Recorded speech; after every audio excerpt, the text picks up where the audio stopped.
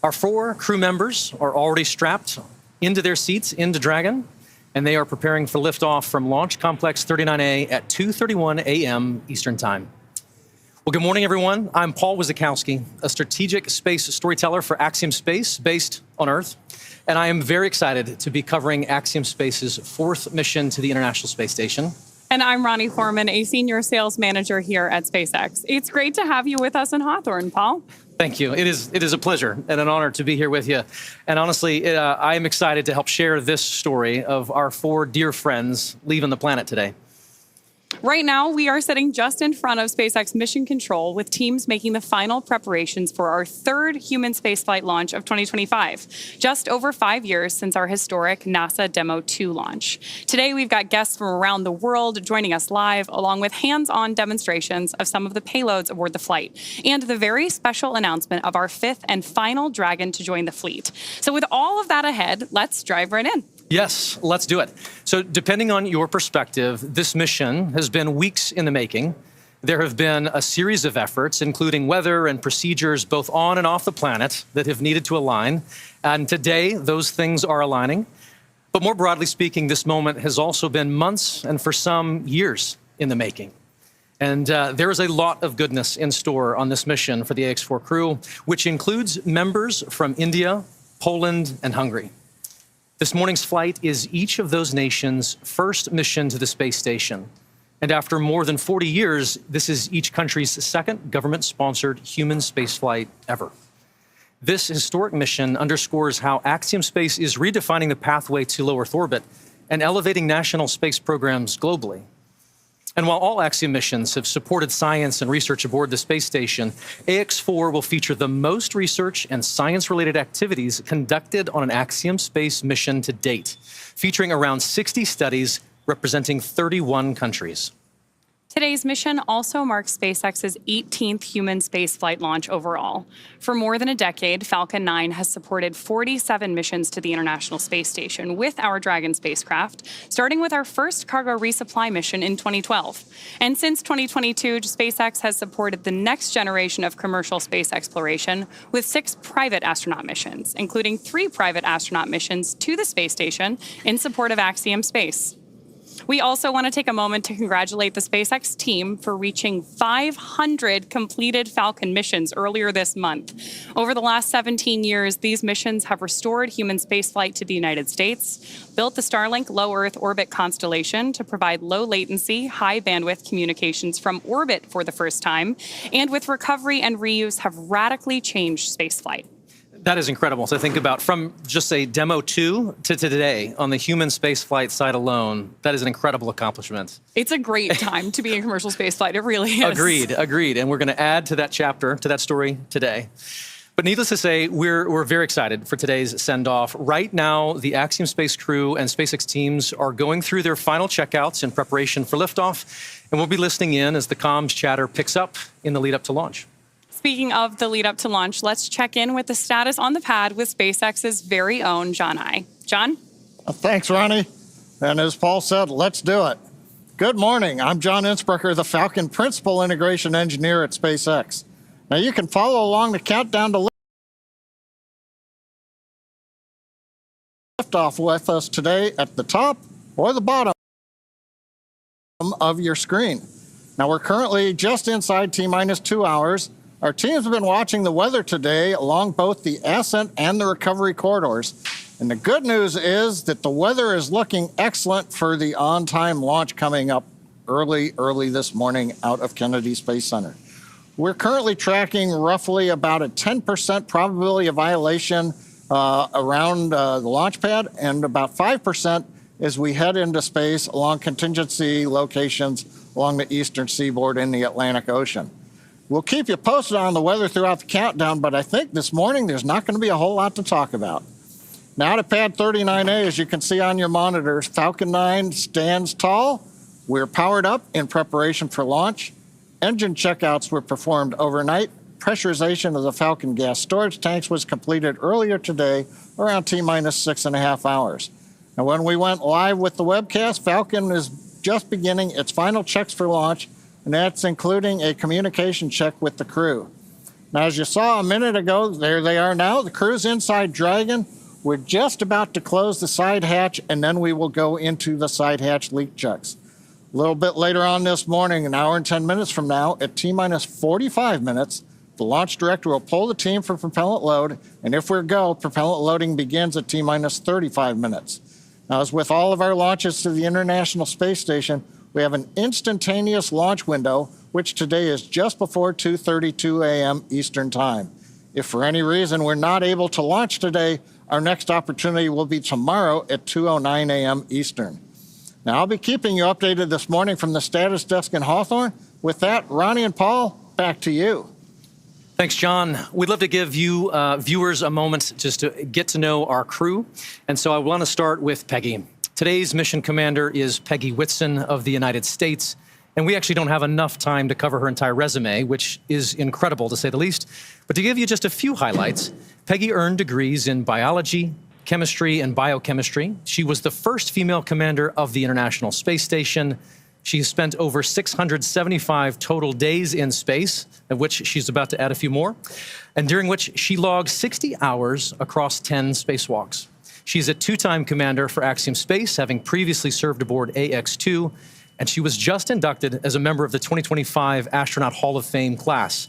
So congratulations, Peggy. Next is mission pilot Shubhanshu Shukla of India, whose call sign as a test pilot is Shuks. Representing the Indian Space Research Organization, or ISRO, Shuks is an astronaut designate of India's inaugural human spaceflight effort, Gangayaan, featuring an Indian-built rocket and spacecraft. He was commissioned into the Indian Air Force Fighter Wing in 2006.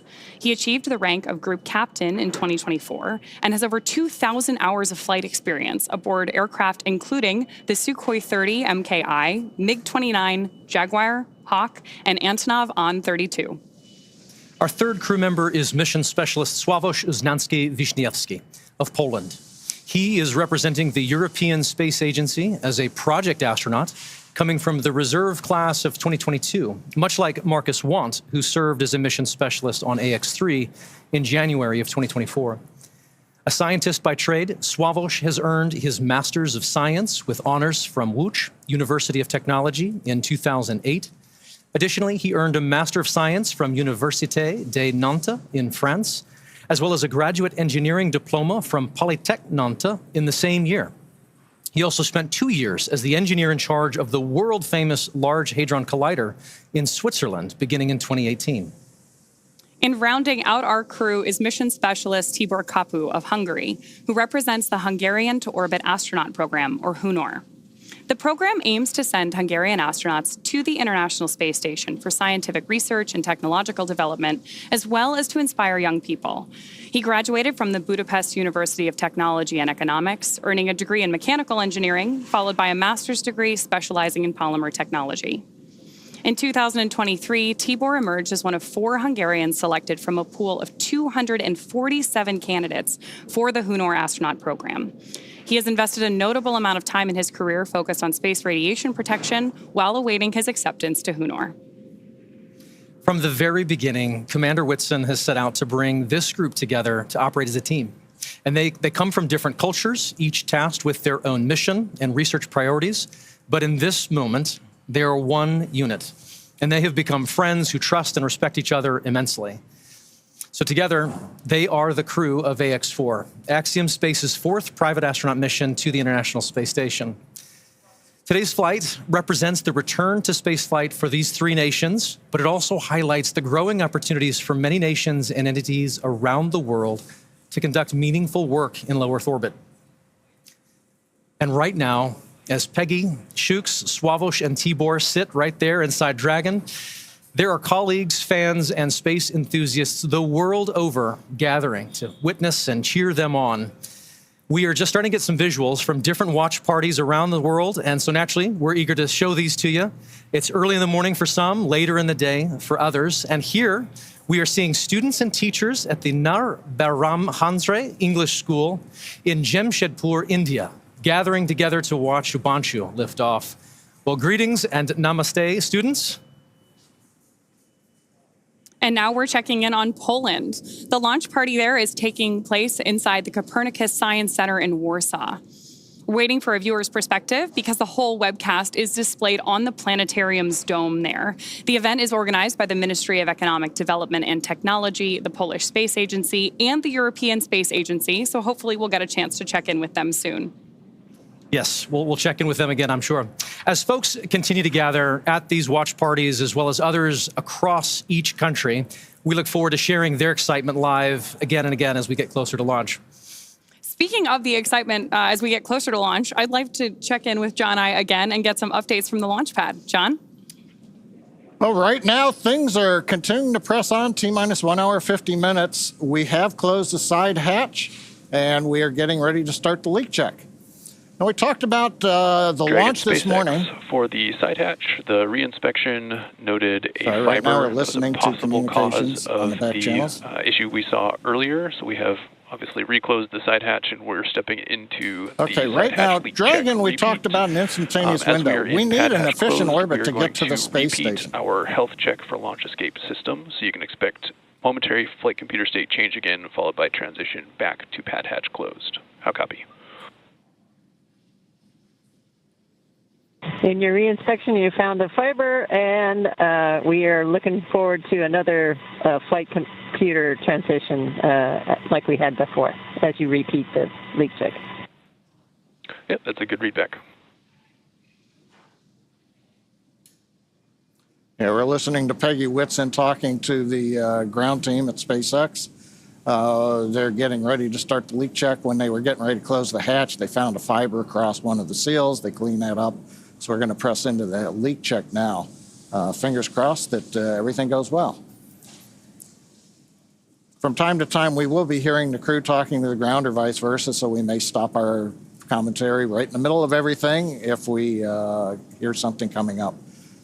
But I started to talk about the instantaneous window, and that's because we need an efficient orbit to get to the space station. And the most efficient way to do that is to launch when the space station's orbit plane is passing over pad 39A. But that also means that you have to launch on a precise second this morning, and that's what we call the instantaneous window. Now, at pad 39A, the Earth is rotating at 900 miles an hour to the east. So if we were to delay launch by 15 minutes, the Earth's rotation alone would take us over 200 miles past the space station's orbit. And the errors you get launching too soon or too late, they're the ones that cost you the most propellant to try to make up. Now, while the orbit that the space station is flying in is going to be directly overhead at liftoff, the actual station may be several thousand miles away in its orbit. But that's a lot easier to fix. As Dragon gets into orbit, its speed will be a few hundred miles per hour different than the space station. And so in several hours, we can make up a couple thousand miles without a problem. So overall, it's kind of like catching up to your friends on a highway. If you're on the same highway, you can speed up or slow down to catch up with the other automobile. It just takes you some time. But if you end up on parallel highways separated by 15 minutes, you're going to have a hard time catching up to your friends. And that concludes today's segment of My Friend, Orbital Mechanics. With that, back to you, Ronnie and Paul. Awesome. Thanks, John. After a successful liftoff and orbital insertion, the Ax-4 crew are set to rendezvous and dock with the International Space Station tomorrow at 7 a.m. Eastern. They'll spend approximately 14 days aboard the orbiting laboratory, bringing the total occupancy count up to 11. And upon entering the International Space Station, the Ax-4 crew will be greeted by the current expedition crew members with a welcome ceremony, which we look forward to showing. This will be followed by a handful of onboarding exercises with the station commander, but then each crew member will immediately jump into their scheduled mission timeline. For the next 14 days, every minute of their workday will be scheduled with public engagements, science, research tasks, and a variety of activities that are unique to microgravity. To prepare for this endeavor, this crew has spent the last 10 months working with instructors and subject matter experts to learn every system they will be interfacing with on station. They have studied and practiced every experiment, reviewed and rehearsed every event, all to maximize their time in space. Collectively, this crew is undertaking the largest quantity of scientific research efforts of any Axiom space mission to date, with over 60 research activities on their timeline, representing 31 different countries. Missions like Ax-4 continue to expand what is possible, setting the stage for even greater opportunities to come. At the conclusion of their time on the station, the crew will participate in a closing farewell ceremony and begin their preparations for the journey back to Earth. Currently, that flight is targeting just about 2 weeks from today for both return and splashdown. And so while the teams are progressing towards launch there on the launch pad, why don't we look back at what some of those efforts have been to get them to this point? For context, this crew has been living in an isolated quarantine bubble for the last 4 weeks, having reported to quarantine on May 25th. In that time, they have shifted their sleep regimens to adjust their circadian rhythm to match those on board the International Space Station. And over the last few days, they have finessed that further to be ready for this moment. So earlier this evening, the Axiom Space Ground Operations team drove the Ax-4 crew to Kennedy Space Center, where they shared a brief moment with loved ones before being officially handed over to SpaceX for launch.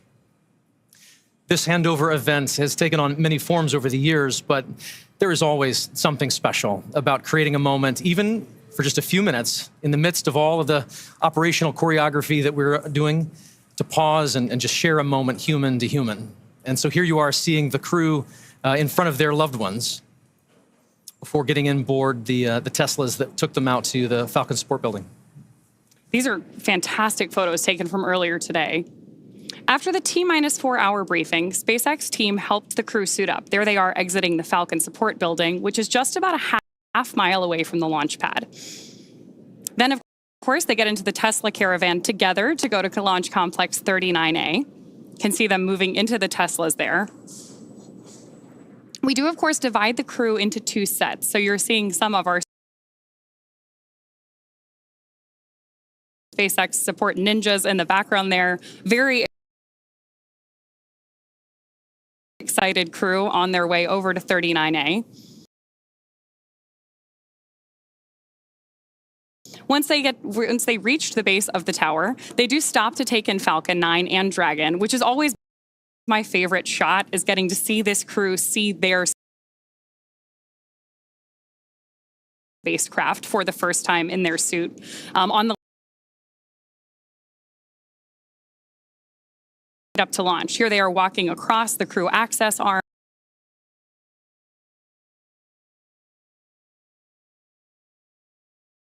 before ingressing or entering.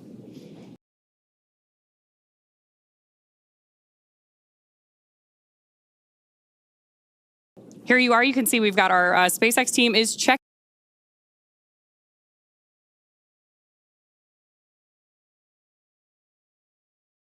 the boarding passes of our crew before they get on board today. Peggy's is gold, as I see. You'll notice that Peggy's indicates that she is a frequent flyer with us here at SpaceX. Then, of course, our crew has the opportunity to sign the wall in the White Room, as all the astronauts who have launched from that tower have before them. And then one by taken every challenge in stride, and you can just see it in their faces today. All of that work is paying off. Yeah, absolutely. Here we've got video that was recorded earlier of us putting those safety harnesses onto our crew. You can think of them kind of like a seatbelt, but they're a little bit more high-tech than that. And then after that, we do attach umbilicals to the capsule, which provide both breathing air and comms to Dragon. Then we step into suit leak checks and comms checks, which were completed earlier today, before rotating the seats into a reclined position for launch. We do that to make sure that the G-forces are going right through the chests of our astronauts to keep them as comfortable as possible on their roller coaster ride to space. Then our closeout team closes and seals the hatch and performs a leak check, which John gave us an update on a little bit earlier. The closeout team has since departed the pad, and final weather checks are coming up at this point, which is needed before that final go or no-go for launch is given. The crew, of course, now with that great shot of them on board your screen, is waiting to get the green light to stow the crew arm for launch and arm the launch escape system. Once our launch director gives that go-ahead, we should get a great view of the access arm moving away from the spacecraft. That's also going to be one of our last major visual milestones that we'll see before liftoff that takes about 2 minutes to complete. From there, we'll hear the call out that Falcon 9 propellant loading is ready to begin, and we will be in that final countdown for launch. Great images here on your screen. Of course, we have Dragon on the left-hand side and live views from inside of our capsule with all of those events that led up to getting our 4 Ax-4 crew members seated and ready for liftoff. Dragon SpaceX, good news. Our second side hatch leak check was successful. And great news there from Mission Control. We are happy to hear that. Great. Green carriage. So as John mentioned earlier, we did do a second leak check today to make sure that that side hatch was closed properly. And with that confirmation from Mission Control and acknowledgement by the crew, we are moving forward with today's launch.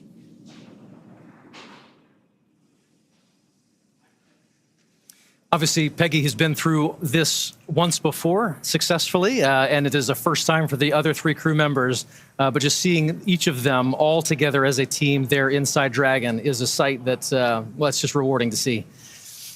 We've shared a bit about our crew members on this Ax-4 mission, but to properly introduce them and the space agencies they represent, we're going to send you now out to Axiom Space's Sonia Gavin-Carmaquet, who's joining us from the press site at Kennedy Space Center in Florida. Sonia, you're only 3 miles from the launch pad. How is the energy out there? The energy is amazing. The weather is fantastic. It's a little chilly in this room, but we're just hot for this mission. So we're excited to tell you more about the crew, their missions, and what they're going to accomplish on the ISS. This is a special moment for India, Poland, and Hungary. Let's turn our attention now to each space agency represented on board the Ax-4 mission, beginning with the Indian Space Research Organization, or ISRO. Their crew member, Shubhanshu Shukla, or Shuks, is our mission pilot.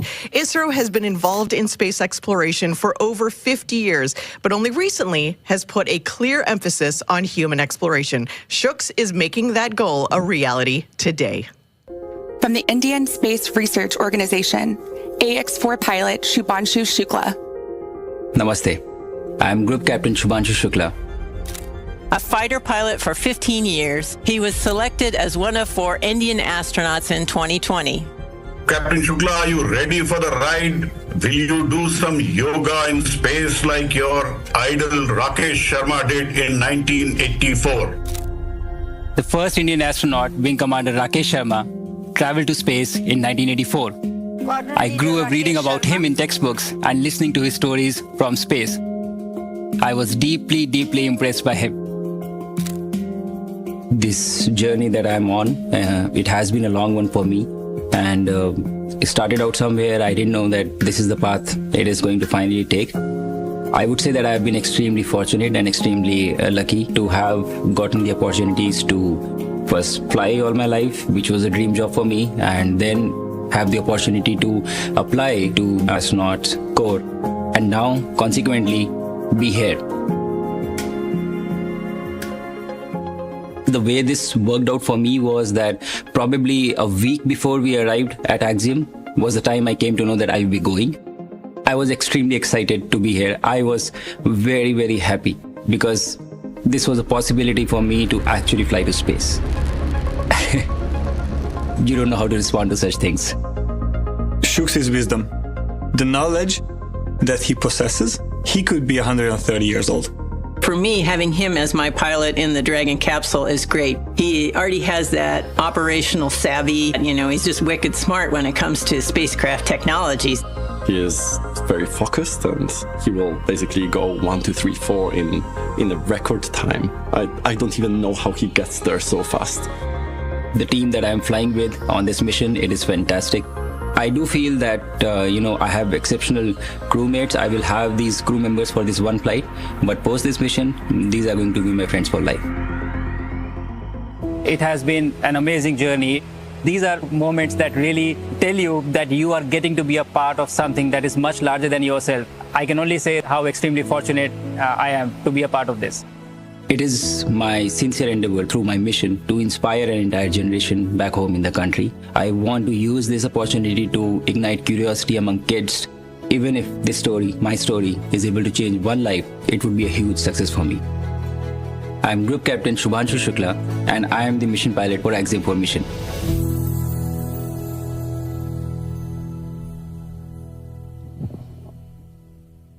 I'm joined now by Prasanth Balakrishnan Nair, a fellow Gaganyaan astronaut from ISRO. Papa has trained alongside Shuks for the past 10 months as the backup mission pilot. Papa, thanks for being here today, although I can't imagine where else you'd want to be. Yeah, exactly. Thanks, Sonia, for having me. Well, let's talk about Shuks a little bit. When was the first time you met, and what was that meeting like, and what was your impression of him? Oh, he's a fantastic guy. So we met a few years back. We are both fighter pilots and we are test pilots. So when we got selected for our own Gaganyaan program, that's when we met. And very few people know this. I am 9 years older to him. Oh, really? But I look younger, right? You do. Yeah. See, I'm not, hair still hasn't come out.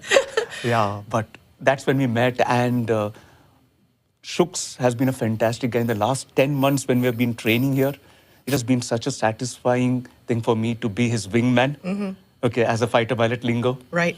And he's got that drive and that focus in him on what he wants in life. Mm-hmm. Once he decides, like for example, to be the first Indian to go to the International Space Station, right. He puts that over there, focuses on it, puts his entire resources and his mind into it, removes all other obstacles, and he's there right now. Well, and that's what he is. That's amazing and shows why he's in that pilot seat. Yeah. Tell me about the 10 months of training that you all went through. What was a point that stuck out to you? What was the overall experience like? The overall experience was, I didn't know whether it was work. It was more like, coming to one big picnic, and imagine you're doing space training. Yeah. And in that, when you can actually make it really cool, at the same time professional, that has been our experience. It's been really marvelous, training with Axiom, NASA, SpaceX, with the other countries, and Peggy. It's been fantastic. A legend. You get to train with a legend. Now, I have seen you do some of the training, but the food training, I think maybe was one of your favorites? Yeah, well, you can't, the army marches on its stomach, right? Yeah, and we astronauts also fly to space on our stomach only, yeah. The food was the fantastic part, and we went for this NOLS training, National Outdoor Leadership School in Where Baja. you really got to bond as a team. It was fantastic, because we realized it's in such situations when we are kayaking and the weather was down and when the resources are low and the only thing we have to back on is each other. It was fantastic to know each other really threadbare. And it was beautiful, because these are those moments when you train as a team that we come to know not just the strong points, but the limitations. Right. Because when going to space or doing such kind of activity, the most important thing is to know your teammates' weak point so that you can be there to support him. Right. Yeah. Wonderful. Thank you, Papa, for being here. Good luck to you. Good luck to India. Good luck to the entire ISRO agency.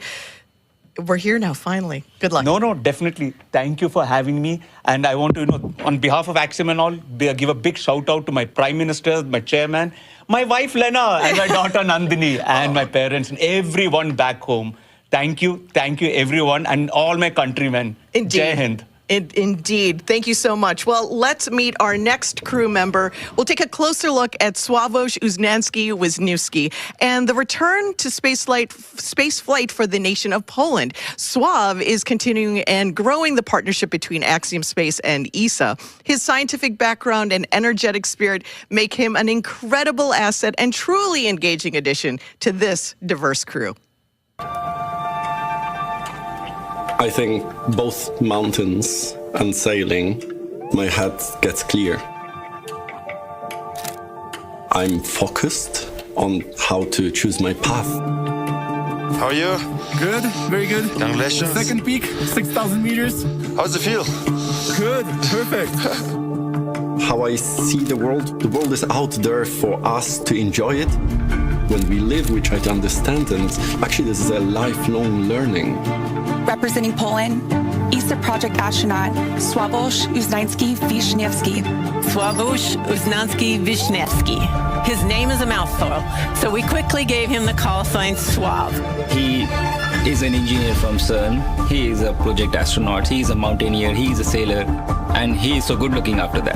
Sław is surprised. He is a kind of guy whose country should be proud of.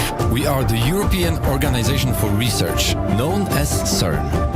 What CERN does, CERN studies what the world is made of, colliding these particles and seeing what happens after and what are the smallest building blocks of nature.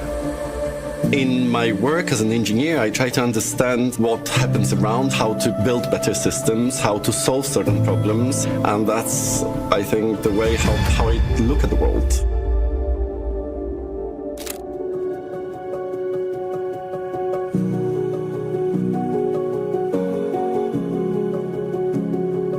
In Europe, we had 5 selections for astronauts since the beginning of the European Space Agency. I followed some of the astronauts, for example, Luca Parmitano, when he was changing the cooling system of the AMS detector, the CERN design. I had no idea if it was going to happen during my life or not. I was a scientist, but I was always waiting for this possibility. And the opportunity came up in 2021 to apply, and then Poland chose to pursue a mission in 2023. That was that moment where the whole journey of me being an astronaut started. After 50 years since General Mirosław Hermaszewski's mission, the second Pole in space will be Slawosz Uznariski. This mission to the International Space Station is demonstrating the capabilities, but it's also demonstrating the ambition that Poland wants to contribute at the global scale. Today, I represent Poland, but also I represent a generation of Polish people to be able to contribute to technology and science at the global level. Space is for everyone. I am Slawosz Uznariski-Wisniewski, ESA project astronaut from Poland.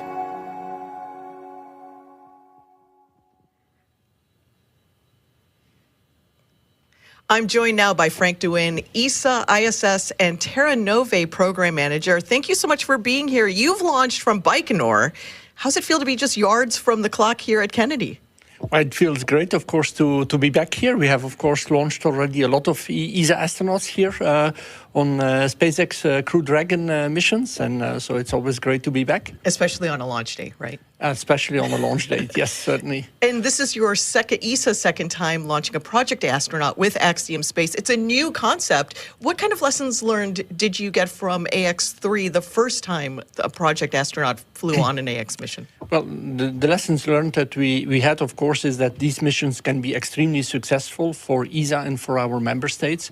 We can do a lot of science on those missions, technology development. For example, during the mission here with Slawosz, we will have 13 Polish experiments that will be flying. It's not only about the science, it's also building industrial capability in our member states, gaining support for our exploration program. So these missions can be highly successful for ESA and for the member states that decides to implement them. And does it also grow the pool of astronauts in a unique way? What are you finding as the pool is growing?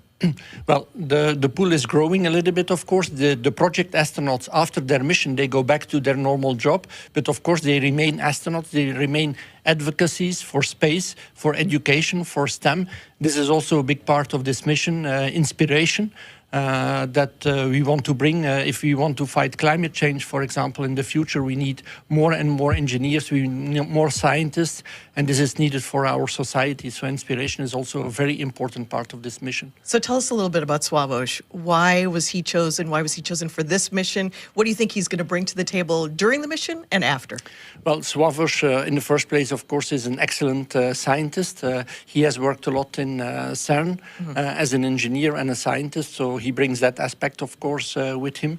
He has a great personality. If you see pictures of Slawosz, he's always smiling. So that is also something that he can bring to a crew, but also to the European Astronaut Corps. And then again, in Poland, he's really a hero. He's really a star. And that's really great for the young kids that can look up to him and that can also invest their careers in science and in technology. So you think it's going to make a huge impact in Poland. What do you think it's going to do for exploration for the young people of the nation of Poland? Well, I think it's good for exploration and also for ESA, by the way, because through the mission of Slawosz, Poland is also engaging more in exploration, engaging more in the European Space Agency, bringing extra funds to us, so that's great. And again, we will build up industrial capability in Poland, which we all also need. If we want to go to a low Earth orbit economy, for example, we will have to build up more actors, more players that can work work and that can contribute to this economy. And therefore, as well, this is a great endeavor. And of course, we will need young people in the future to do this. And that's why Slawosz and this mission will be a great success, I believe. Thank you so much, Frank. Thank you for being here. Good luck to ESA. Congratulations to ESA and the country of Poland. And I can't wait for this wonderful evening. Thank you so much for being here. Thank you very much for having me. Well, let's move on to our next crew member. It's Tibor Kapu. It's an exciting time for his country and his mission, and I want to tell you a little bit about it. This Central European nation is among those who have more recently turned their attention to spaceflight, adopting a formal strategy to get a Hungarian into space for the first time since 1980. This is a return to space that's been 45 years in the making. This is Hunor astronaut Tibor Kapu. When I was watching Olympics with my mom, I remember that anyone who had a Hungarian flag on, on a jersey or on them, we were just cheering for them, like they were our own family members. These are the guys who we are all proud of. Spaceflight, in my eyes, is something similar. Tibor, what I really admire about Tibor, he's an engineer also, but he has the enthusiasm that bonds our crew together. He is life. I describe him like that. He walks into a place, he walks into a room, and everything livens up. He's funny. He's the person that brings lightness to the team. He's an engineer like myself, so we have this in common, this connection. In addition to engineering skills, Tibor is a huge space buff. And if you are not motivated about spaceflight before you meet him, you will be a fan afterwards. It is actually coming from childhood. I remember, assembling so many sets of Legos. I did, Star Wars. I did all kinds of planes. I was looking for my place for a really long time. But for a long time, actually, I didn't even know what to do. I remember this really cool moment with my dad. He explained to me what does a mechanical engineer do, and that's when we discussed that, okay, I will be a mechanical engineer. It was great, I loved it, but I knew that I could do much more. I knew that I'm destined to achieve greater things. I was a rocket enthusiast for such a long time, but I didn't have a chance to work in that field. The selection process for Hunor, it was announced in 2021. I was extremely enthusiastic. It wasn't a question if I'm taking that opportunity or not. We did 14 months of rigorous selection process, physical and psychological and cognitive stuff. The whole thing took like 2.5 years. It's much harder than I thought, actually. May 26th was the anniversary of Bertalan Farkas flying to space. He was the first Hungarian astronaut. On that day and that night, I was selected.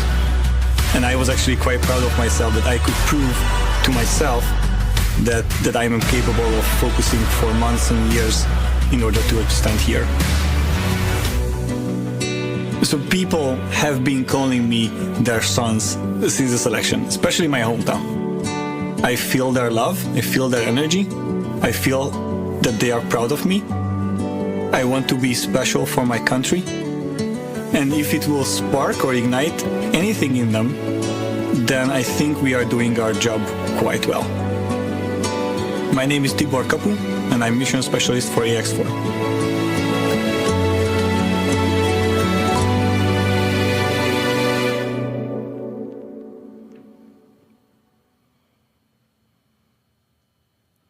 I'm joined now by Uznariski-Wisniewski, a fellow Hungarian astronaut who has been selected alongside Tibor in Hunor's first class of astronauts.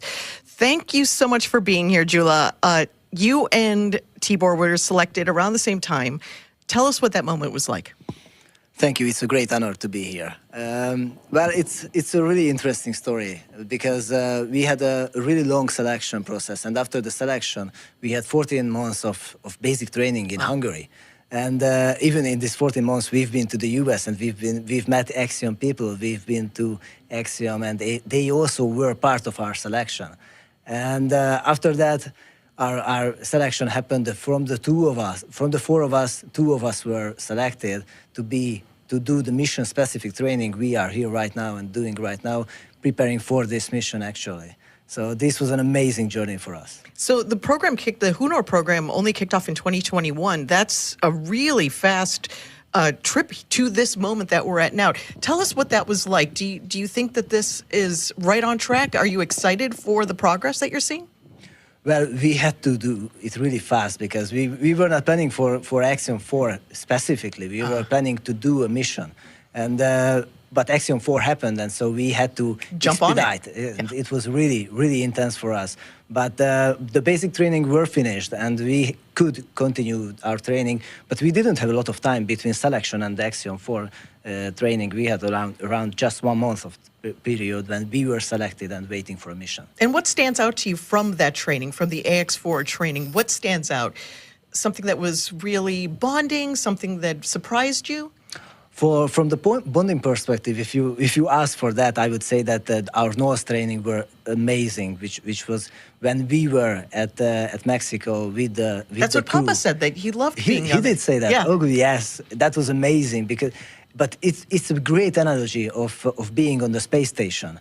You are not a very well comfortable position.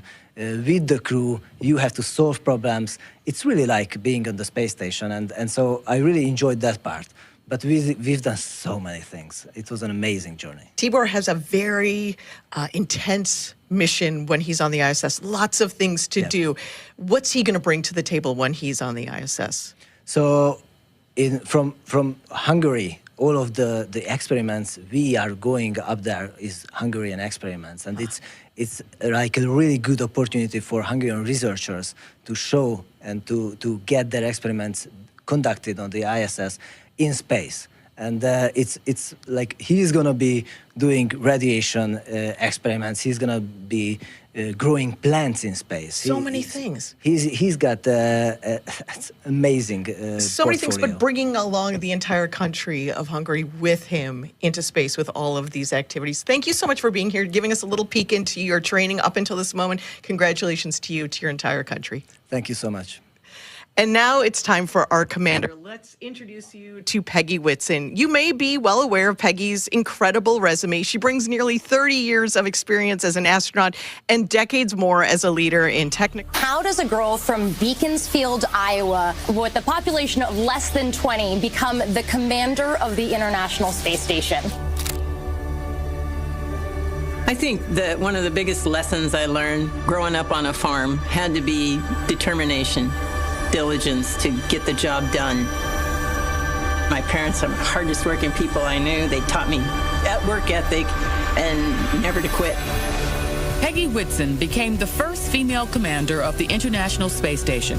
In her career, Whitson spent 675 days in space. She also flew 3 long-duration space flights and served as chief of the Astronaut Office and commander of the International Space Station. Ax-4 will be her 5th mission to the International Space Station and 2nd time commanding a commercial astronaut mission. Peggy Whitson is a known name. She has accomplishments that I can only dream of. Peggy is one of the most capable leaders that I had the chance to work with, ever. She passes knowledge to us. She knows where we feel strong, where we feel maybe a bit weaker, and she can support us in that. Being a great leader for her is just natural. When I first met the crew, I was very excited by the fact that they could all laugh at themselves. I think that's a really important characteristic, to be able to have a sense of humor about yourself, not to take yourself so seriously. From there, you can do a lot of work. I actually tell the crew a lot about what I think they're going to experience. I think it helps them prepare. But I'm talking about how they're going to feel, how their body's going to react to it.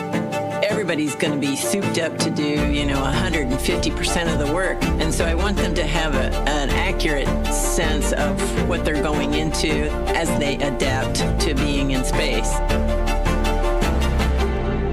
My first flight was in 2002. Obviously, as a rookie flyer, I worried a lot about getting everything right.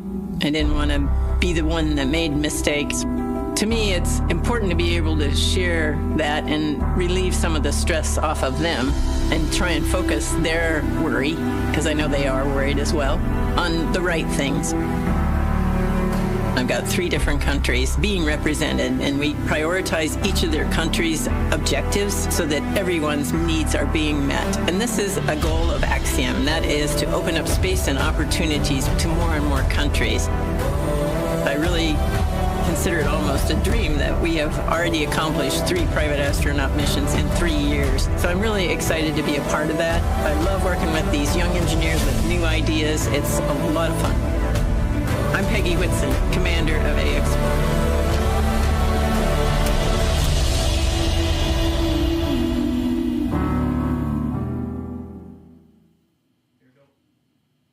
I'm joined now by Axiom Space's Chief Strategy Officer, Matt Ondler. Matt, thanks for being here. Where else would you be, though? No, thanks for having me. This is a fantastic day. Going to be a fantastic launch tonight. So let's talk about Peggy Whitson. Tough question. Can you describe her in 4 words? Sure, you hit me with a hard question right off the bat. I'm going to go with gracious space professional leader. That's pretty good. That's pretty excellent. When Peggy's not preparing to go to space or recovering from coming back from space, what is she doing in the office day to day? Yeah, she's actually very helpful. Her and our other astronauts for Axiom are really helpful in helping us design our space station. And actually, she gets right back to it. After her last mission, it was only about a week, and I found her in the lab helping engineers. We were designing the payload rack, and those sort of insights from someone who's actually been there and had worked in microgravity are really, really important and valuable for our engineers. And I know just walking around the office, you feel like, oh, it's Peggy Whitson. And then she's working alongside you, and she's giving you great advice, showing you how to be a leader in every single moment. So it's really wonderful to have her, but also watch her on a mission on the ISS. What excites you about commercial space travel? Yeah, there's a lot of things that excite me about commercial space, but one of the things that I think is going to be so amazing and really change the world is the things we're going to be able to make in space that you can't otherwise make. You know, we're flying over 60 experiments on this flight. A few of those are repeat, where we've flown this particular team on all 4 of our missions, and by leveraging microgravity and how it affects cancer tumor growth and stem cell growth, they're discovering novel treatments for cancer. And I think those sort of things are just one of many, many examples that are going to occur once we have a commercial space station up there. So this is our 4th mission. Wonderful to see all the growth from 1, 2, 3, and now 4. What are the opportunities for international partners, for foreign nations? Yeah, I really think that we are becoming the world's space agency and really helping lots of countries emerge in space. This particular mission is a great example where all 3 of these countries have flown 1 astronaut before, but it was all 40 years ago. So almost 2 generations for these countries. And so it's very, very impactful and very, very humbling to be able to help these countries. You know, one of the things that I Googled this morning was there are 350 million children in India under age 15. So there's more children in India under age 15 than there are people in the United States. Wow. I hope all 350 million of those watch the launch and are inspired by it and want to get into space and exploration and engineering and math. I know that there are watch parties happening right now all around the world, so those children hear you and they will be inspired by this mission. I'm so excited to see what comes out of it and what happens in the future. Awesome, me too. Thanks, Matt. Thanks for being here, and we'll see you back in Houston in a couple of days. All right, thank you. Well, this has been an exciting time to learn about all of our crew members. We're going to send it back to Ronnie at Hawthorne. Thanks so much, Sonia. Now we get to talk about one of my favorite parts of human spaceflight, which is the zero-G indicator. To prepare for the mission, the crew trained at the National Outdoor Leadership School, or NOLS, which takes the crew on a wilderness expedition to help build camaraderie, navigate unpredictable circumstances, and operate in a remote environment. Every crew develops a unique bond in the midst of shared challenges, and as they discovered at NOLS, this one is no different. And as you heard from Papa and Jula, Knowles stood out amongst all of their training.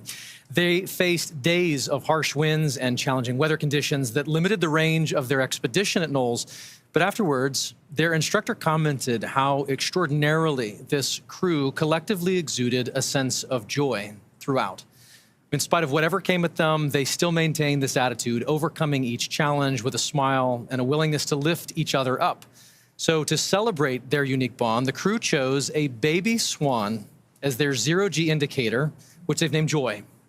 And as luck would have it, we have our very own Joy, the baby swan, to serve as our microgravity indicator. And yeah, as luck has it, we have a full dose of gravity. Bummer for us. So, but we should keep it here just in case, safe and sound. In case any of that changes, we'll have our own gravity indicator. Let us know. Speaking of training, as you might imagine, astronaut preparation can be extensive. From training that is specific to each crew member's role to learning SpaceX protocols, space station systems, and preparing for the science and outreach activities they'll be conducting in space, private astronaut training is rigorous. In addition to the work in the field like they did through Knowles, the Ax-4 crew spent about 35 days training inside Dragon. To prepare them for flight, our teams at SpaceX spent the last several months teaching the crew about orbital mechanics and how to live in Dragon. While this was, of course, more of a review for Peggy Whitson, for the rest of the crew, this will be their first time flying to space. The training program includes nearly 100 different lessons covering all aspects of flight. The crew spent time inside our Dragon training spacecraft to run simulations of ascent, space station rendezvous, and re-entry. They also spent time at the launch pad in our suit-up room and working through emergency procedures that would be necessary in the unlikely event of a pad abort. And in addition to the critical training from SpaceX associated with those dynamic phases of ascent and return, Axiom Space facilitated a host of training efforts over the last 10 months to ensure the Axiom 4 crew and all those who support them are ready for their mission on station. Kicking off efforts at Axiom Space headquarters in August of 2024, this crew immediately began to familiarize themselves with the range of teams and systems and operations they would need to become proficient with in order to succeed. So from selecting the food they would eat and learning how to prepare it with the food warming and hydration systems on orbit, to understanding the tools and systems available to them throughout the station, learning every seemingly small detail is critical to ensure mission success. While in Building 9 at Johnson Space Center, the crews learned and rehearsed routine operations, medical procedures, emergency situations, and media outreach engagements. All of these lessons built up to full-scale simulations that were run in coordination with ground teams at Johnson and around the world. And as the name of the International Space Station suggests, specific modules are owned and operated by different nations. The crew traveled to Japan to learn the systems of the Japanese experiment module, also known as Kibo. With hands-on training that culminated in a round of testing, the crew became certified to use Kibo for their flight. The crew then traveled to Germany to earn their certification for the systems in the European module, known as Columbus. As an ESA project astronaut, Slawosz had additional trainings at the European Astronaut Center. And beyond the specific requirements of each space station module, the crew participated in a range of efforts that would not only bond them into a crew, but also ensure they were physically and mentally prepared for any scenario surrounding their space flight. This included, as we've mentioned, a week of training with the National Outdoor Leadership School, where the crew faced a week of kayaking against heavy winds, but it also featured a day in an altitude chamber to experience how their bodies react to different oxygen levels, and even a round in helicopter underwater escape training, among many others. And all of that is necessary to set the stage for the work they will be doing on the International Space Station. We are now at T-minus 1 hour, 7 minutes, and 50 seconds from liftoff of the Axiom 4 mission. As the countdown continues, let's take a closer look at the vehicles that will be taking the Ax-4 crew to the International Space Station today. At the very top is our Dragon spacecraft. This is where the crew is currently sitting and will spend their 28-hour flight to the orbiting lab. With the capacity to carry up to 7 passengers, Dragon has proven to be quite a versatile spacecraft. SpaceX status update.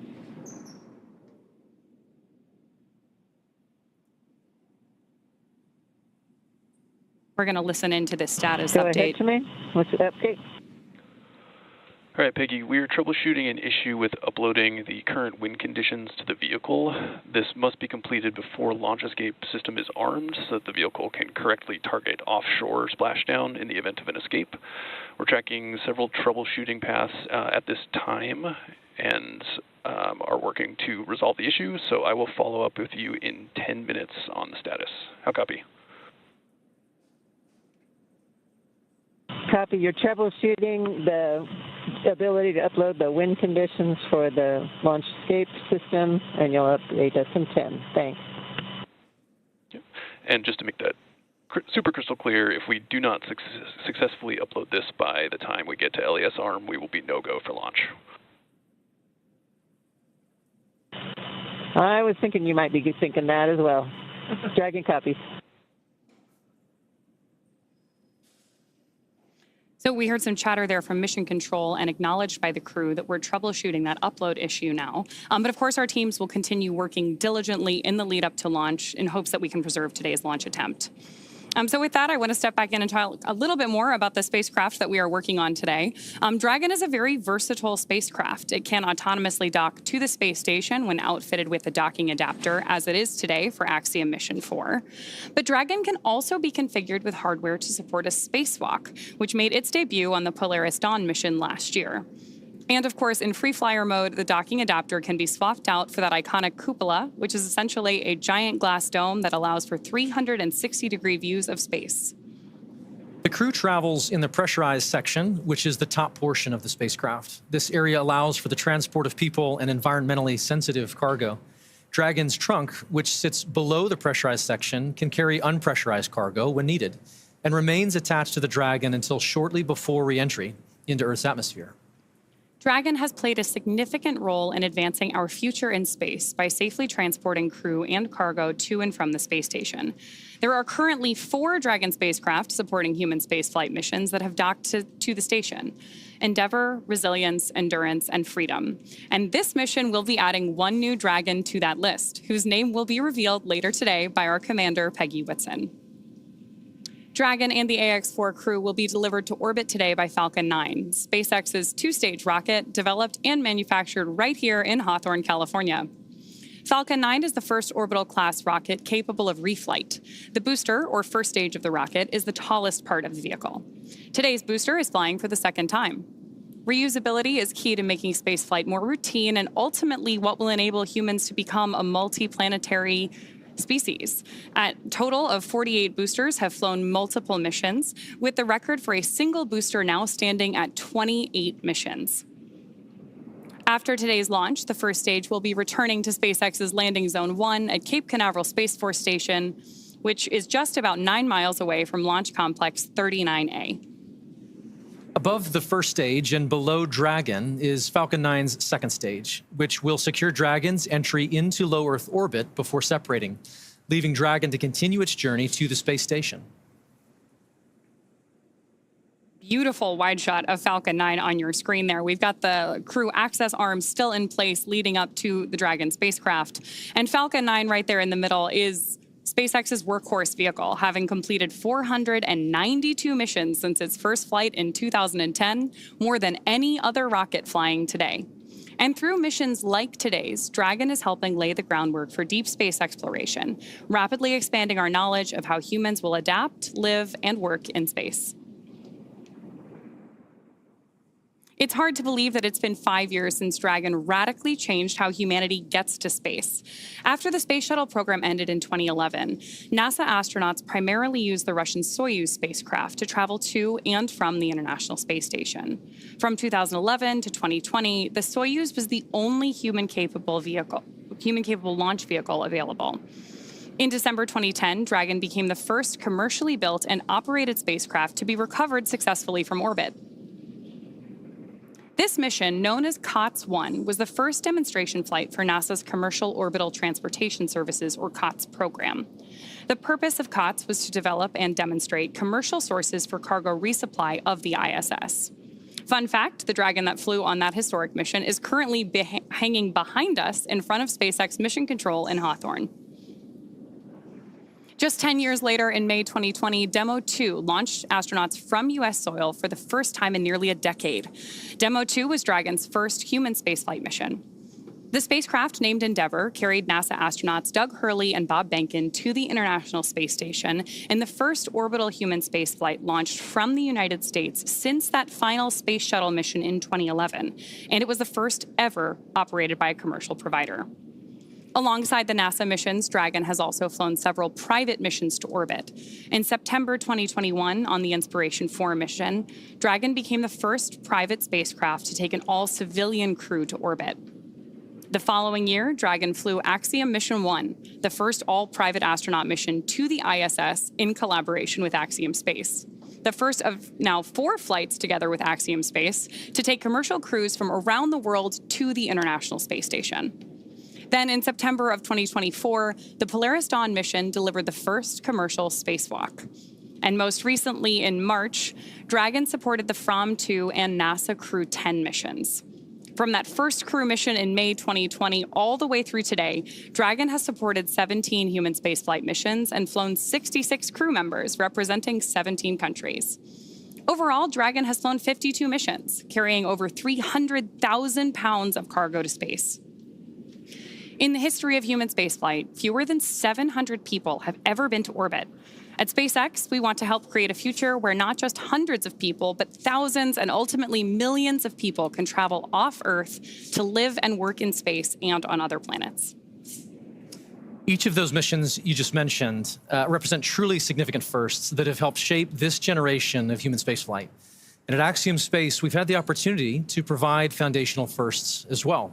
Working with SpaceX and NASA on all 3 of our orbital spaceflight missions to date, to fully appreciate the progress being made together, it's worth noting that our 3 flights have helped provide greater access and set new precedents worldwide for private astronaut missions aboard the International Space Station, all within the last 4 years.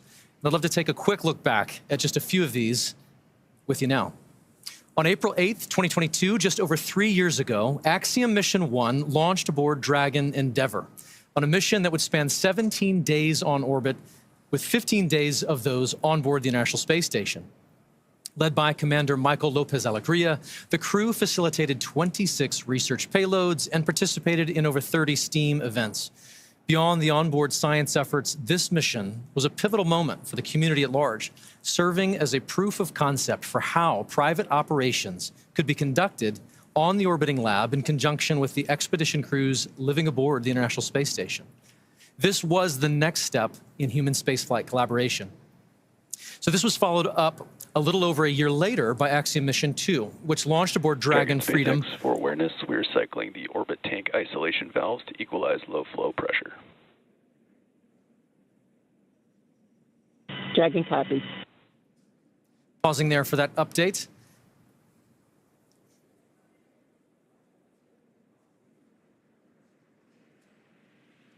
And I believe that may be all for that. I'll pick up where we were. So Commander Peggy Whitson led American John Schaffner and 2 Saudi Arabian national astronauts, Ali Al-Qarni and Rayana Barnawi, on a 10-day mission outside our atmosphere with over 8 days aboard the orbiting laboratory. And over the course of their 126 orbits, they conducted 26 research efforts and participated in 20 STEAM events. This became the first private mission with government-sponsored astronauts. And last year, in January of 2024, we conducted Axiom Mission 3, which saw Commander Michael Lopez Alegria once again lead a crew to the station. This was our longest flight to date at over 21 days, covering 346 orbits. The crew spent over 18 days on station and worked with 54 payloads, conducted 28 STEAM engagements. Flying once again on Dragon Freedom, this was the first all-European astronaut mission to the International Space Station. And here we are today. With Axiom Mission 4, we add a projected 14 more days of operational flight heritage and make possible an additional 60 research payloads. Each of these flights builds on the one that came before it, certainly, but it also is meant to open up access to low Earth orbit just a little bit more, providing opportunities for more nations and organizations than ever before to participate in human spaceflight. It's the fact that now 11 nations have been represented across our flights that speaks to the success of missions like these. We visited with the crew of Ax-4 to get their thoughts on what our collective future in space looks like.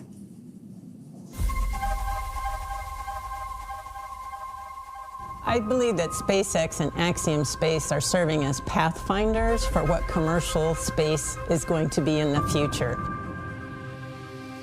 it is like a paradigm shift in how we used to think about space.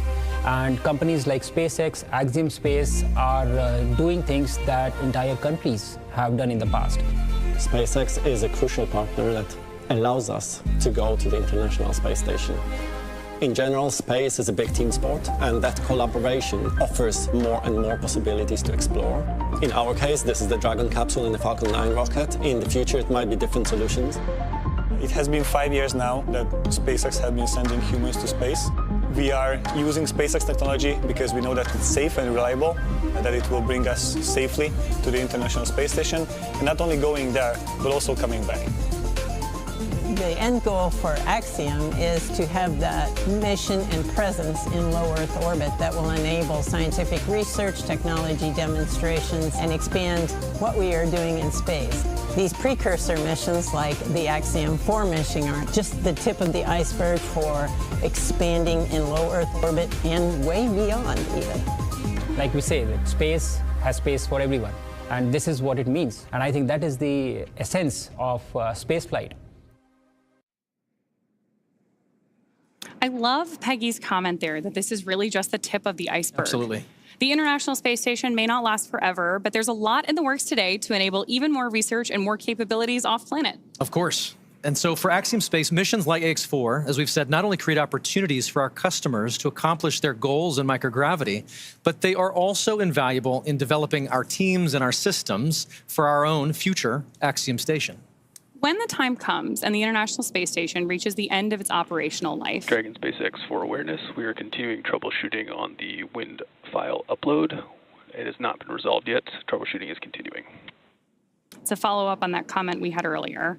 Dragon copies, continuing troubleshooting.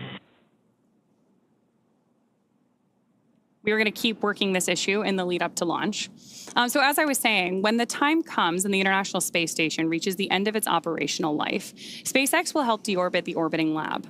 NASA awarded SpaceX a contract to develop the US Deorbit Vehicle, or USDV, a modified Dragon designed to guide the station through a controlled reentry into the Earth's atmosphere to ensure that upon reentry, the station comes down in the intended location and does it safely. But before that happens, there are plans in place where Axiom Space will utilize the remaining operational lifetime of the International Space Station to facilitate a transition to our own commercially owned and operated station. Selected by NASA in 2020, Axiom Space is the only commercial company to attach its privately developed modules to the International Space Station. And here's what this transitional timeline looks like at this point. Our first step will be to attach a module to the station that we call the Payload Power Thermal Module, or PPTM. This module is designed to receive any critical hardware, payloads, or tools from the ISS that the international community may want to continue to utilize. Then that will undock, detaching from the space station and rendezvous with our second module, known as Habitat Module 1. Together, these two modules can support 4 crew members and enable a host of manufacturing and research efforts in microgravity. From there, the station will continue to build out over the following years until we have built out an entire Axiom station as you see it there, with a second habitation module, an airlock, the open windows down below, the Earth Observatory, and the research and manufacturing lab. All of this, once fully assembled, allows Axiom Station to enable customers to forge their own future in low Earth orbit. Speaking of our future in low Earth orbit, let's get a status update from John I about today's mission. Well, Ronnie, we're just inside T-minus 53 minutes. We're continuing to count down. Obviously, the thing we're waiting to hear from over the countdown net is the troubleshooting going on with the wind upload of data to the Dragon spacecraft. We heard just a couple of minutes ago, they're still working on it. We have to have that on board before we get to essentially crew access armor track and then launch escape system armed. So we're going to continue to monitor that as we get a little bit closer. Now on the Falcon 9, good news, the chief engineer pulled the team. They don't see any issues right now. They'll be doing their final pull at T-minus 45 minutes or so to go into propellant load. Now, we talked about Dragon. They're working no other issues other than getting the wind file uploaded. The good news, weather The weather officer, T-minus 1 hour, said phenomenal. So we'll take that all night long. And then finally, around the launch pad, flight danger, hazard areas are clear, both around both pad 39A as well as tonight landing zone 1, because the first stage is coming back about 9 miles south of the launch site. So currently everything continuing to look good except for that one issue we're working on, Dragon. We'll keep listening in, we'll bring an update, we'll keep our fingers crossed, but we're coming up on T-minus 51 minutes. Everything continuing to count down, hopefully to an on-time launch just less than an hour from now.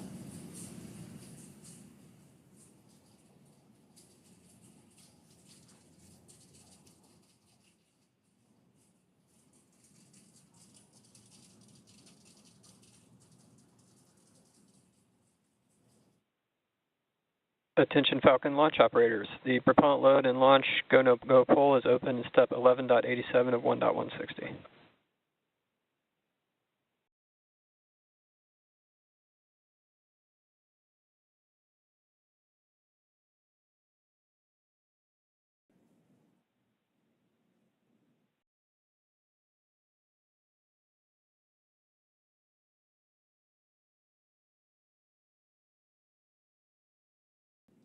And at just under an hour to go until launch, we want to welcome in all of those tuning in by way of NASA's live stream that have just joined our launch coverage of Axiom Mission 4. We're joined now by Sandra Jones with NASA Communications from Mission Control at the Johnson Space Center in Houston, Texas. Thank you for joining, Sandra. Hey, thanks, Paul. Here in the International Space Station Flight Control Room, the team is prepared and ready to support today's launch. This attempt comes after NASA and Roscosmos discussed recent repair work in the transfer tunnel at the aftmost segment of the Orbital Labs Zvezda service module. And now we are all looking forward to the Axiom 4 crew being on board Space Station soon. We'll provide a full Space Station status update in a few minutes, but know we need to bring everyone up to speed on today's activities and the launch status. So for now, back to you, Ronnie. Thanks, Sandra. We'll hear more from Mission Control in just a few minutes, but we do want to take a moment first to introduce everyone to the crew of Ax-4. Aside from Axiom Space Commander Peggy Whitson, each crew member represents a return to human spaceflight for their nation after more than 40 years. And starting with our commander, today's mission is led by Peggy Whitson of the United States. There is simply not enough time to cover her entire resume, but to give you just a few highlights, Peggy has earned degrees in biology, chemistry, and biochemistry. She was the first female commander of the International Space Station. She has spent over 675 total days in space, during which she logged 60 hours across 10 spacewalks. She's also a two-time commander for Axiom Space, having previously served aboard AX-2, and she was just inducted as a member of the 2025 Astronaut Hall of Fame. So congratulations and well-deserved, Peggy. Next is mission pilot Shubhanshu Shukla of India, whose call sign as a test pilot is Shuks. Representing the Indian Space Research Organization, or ISRO, Shuks is also an astronaut designate of India's inaugural human spaceflight effort, Gangayaan, featuring an Indian-built rocket and spacecraft. He was commissioned into the Indian Air Force Fighter Wing in 2006 and achieved the rank of Group Captain in 2024. He has over 2,000 hours of flight experience aboard a variety of aircraft. And our third crew member is Mission Specialist Slawosz Uznariski-Wisniewski of Poland. He is representing the European Space Agency as a project astronaut, coming from the reserve class of 2022, much like Marcus Want, who served as a mission specialist on AX-3. A scientist by trade, Slawosz has earned his Master of Science with honors from Łódź University of Technology in 2008. He holds a second Master of Science and a graduate engineering diploma as well. He also spent 2 years as the engineer in charge of the world-famous Large Hadron Collider in Switzerland, beginning in 2018. And rounding out this crew is mission specialist Tibor Kapu of Hungary, who represents the Hungarian to Orbit Astronaut Program, or HUNOR. He graduated from the Budapest University of Technology and Economics, earning a degree in mechanical engineering, followed by a master's degree specializing in polymer technology. In 2023, Tibor emerged as one of 4 Hungarians selected from a pool of 247 candidates for the HUNOR astronaut program. And together, they are the crew of Ax-4, Axiom Space's 4th private astronaut mission to the International Space Station. Today's flight represents the return to spaceflight for 3 nations, but it also highlights the growing opportunities for nations and entities around the world to conduct meaningful work in low Earth orbit. And right now, as you see there, Peggy, Shukla, Slawosz, and Tibor sit inside Dragon. There are colleagues and students and space enthusiasts the world over gathering to cheer them on here at the start of their mission. And so we'd love to share just a few live streams that we're getting from launch parties in India and Poland. And here we are. First is a wonderful shot of a school in India. These are the students and teachers at the Naberam Hansre English School in Jamshedpur, India, gathering together to watch Shubhanshu lift off. How exciting. Now we have great views from Poland. Crowds are beginning to gather here, including children from Polish schools, to witness Slawosz's launch on the planetarium's dome. The event was organized by the Ministry of Economic Development and Technology, the Polish Space Agency, and the European Space Agency. I love seeing these views from around the world. It's truly incredible. The Yes, joy, the super excitement exciting. Dragon SpaceX, around the world. you have a go for Section 5, and when ready, report go for launch. For awareness, we are still troubleshooting the wind upload file. I will have a few more words for you after you confirm your go for launch. Wilco, in work, Section 5.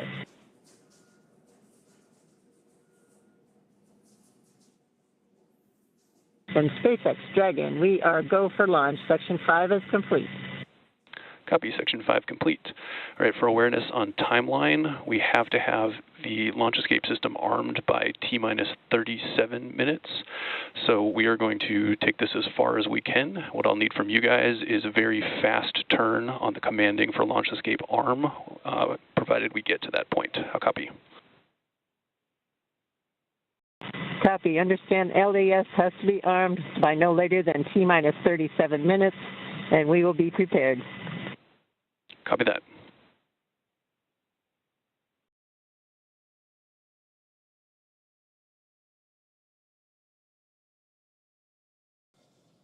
John Itzberger back here at the webcast desk. We're inside T-minus 45 minutes. Right now, we just heard from the Dragon team. They can take it down to about T-minus 37 This is minutes. the launch director on the countdown net. The poll is complete, and the team is ready for crew access arm retract and propellant load and launch, pending resolution of the winds upload issue. For all operators in MCC and Hangar X, both controls are going to lockdown at T-minus 45 minutes and will remain in that state until the LES system is disarmed. All operators are to remain at their console and maintain a sterile cockpit until the ND confirms successful disarming of the launch escape system following orbit insertion or propellant offload in the event of a scrub. For non-urgent no-go conditions, brief the CE or LD and they will approve aborting the countdown. For urgent issues affecting the safety of the operation, operators shall call hold on the countdown net. Launch control will abort the launch auto sequence immediately and proceed until the launch abort auto sequence. At T-minus 10 seconds, launch control will be hands-off and relying on automated abort criteria for the remainder of the count. Operators shall advise the launch director whether structural breakup or fire is imminent or occurring per Dragon manual escape flight rules. Launch control, you may proceed with arming the crew arm for movement. Okay, we're at T-minus 43 minutes, 15 seconds and counting. You've heard the SpaceX launch director giving final instructions to the team. We have cleared our propellant loading pole. Crew access arm retraction has started. And now we've heard, and you can see on the screen, crew access arm is pulling away from the Dragon spacecraft. This is going to take about a minute, minute and a half to retract all the way. Then we'll get confirmation it is in the launch position. The next step after that is going to be the crew, close the visors, confirm that, and then begin launch escape arming. As we mentioned, we want to get launch escape arming finished by about T-minus 37 minutes, which means we've got about 5 minutes to finish troubleshooting the wind upload to the Dragon vehicle. Now, currently on Falcon 9, all conditions are go on the launch vehicle. That was the poll that we, and the instructions we heard from the launch director. Dragon's working its one issue. Weather looks good. Range is ready to support. Crew access arm retraction complete. All right, that is the confirmation. The arm is back in the launch position. Next, they'll give the crew the command to go ahead and close and lock their visors.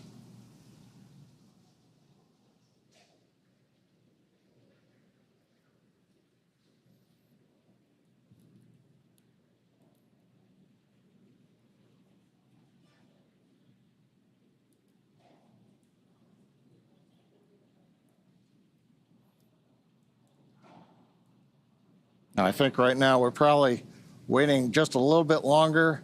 We want to give the Dragon team as much time as they can have before we move into the sequence where we then have the crew arm the launch escape system.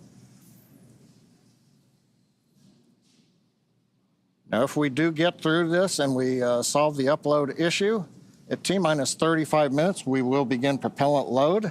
Once we do that, then there's no chance to hold the clock.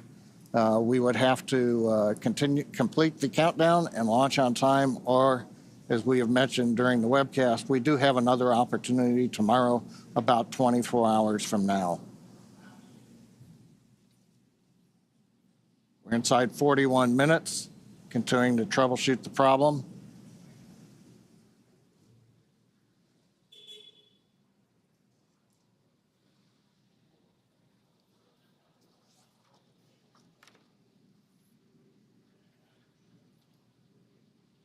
View of the crew inside the capsule on the right-hand side. See the status bar on the bottom and the clock counting down.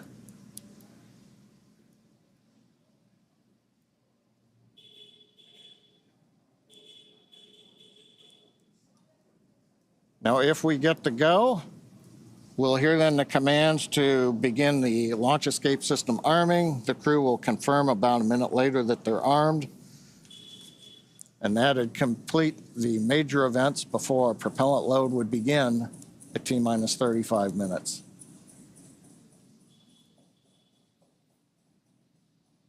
Views of Falcon 9 and Dragon on Launch Complex 39A on the Kennedy Space Center. Everybody is clear of the launch pad, clear of the launch complex. The danger and hazard areas have been confirmed clear, and we're ready. We're just waiting to find out whether or not we're going to be able to continue forward in the countdown. We should know that answer within the next couple of minutes.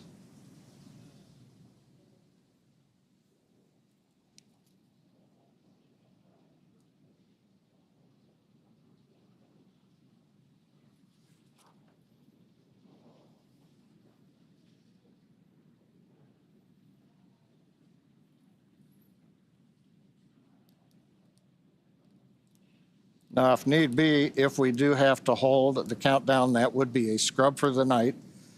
Right now, as we talked about earlier, the space station orbit is passing over Kennedy Space Center, getting everything aligned. SpaceX wind upload is complete. You are go for Section 6, close visors and arm launch escape system. Visors are closed and arming launch escape system now. All right. That's good news. We've got the winds uploaded. Closing the visors, you can see on the screen. We're also going to begin escape system arming. It's going to take about 50 seconds once they get into it. We will then get confirmation that the launch escape system is armed. And from there, we will move into propellant loading coming up in 3 minutes at T-minus 35. So we passed a major milestone, everything looking good. And it's kind of quiet here right now. Everybody's kind of tense. We're waiting to see how it would go, Paul. But with that, it looks like we're doing good in the timeline. We have taken a sigh of relief, no extra breath there. Smiles are returning. But with that.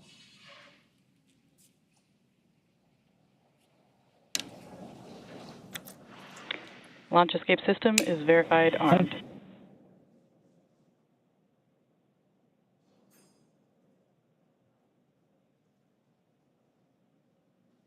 Very good. With all of those call-outs and the progress now being made again towards launch, let us tell you more about their destination, the International Space Station.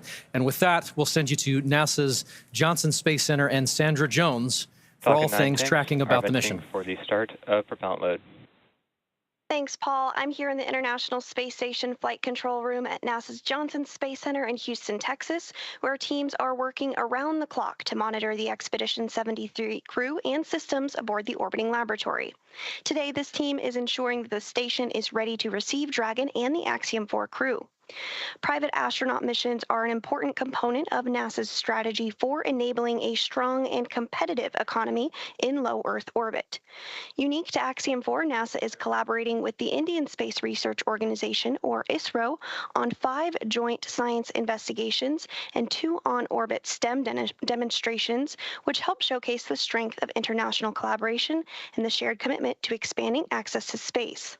As the International Space Station nears the end of its operational life, NASA plans to transition to a new model featuring commercial space stations to maintain its leadership in microgravity research and ensure a sustainable access to low Earth orbit for the benefit of humanity.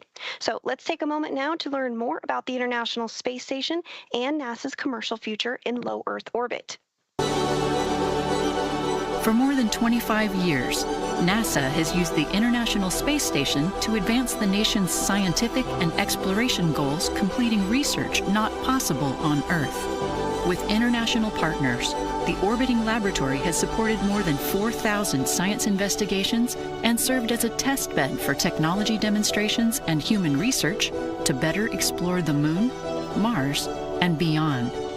Through NASA's investment, the United States is operating multiple commercial cargo and crew transportation spacecraft and now is developing fully commercial space stations for low Earth orbit.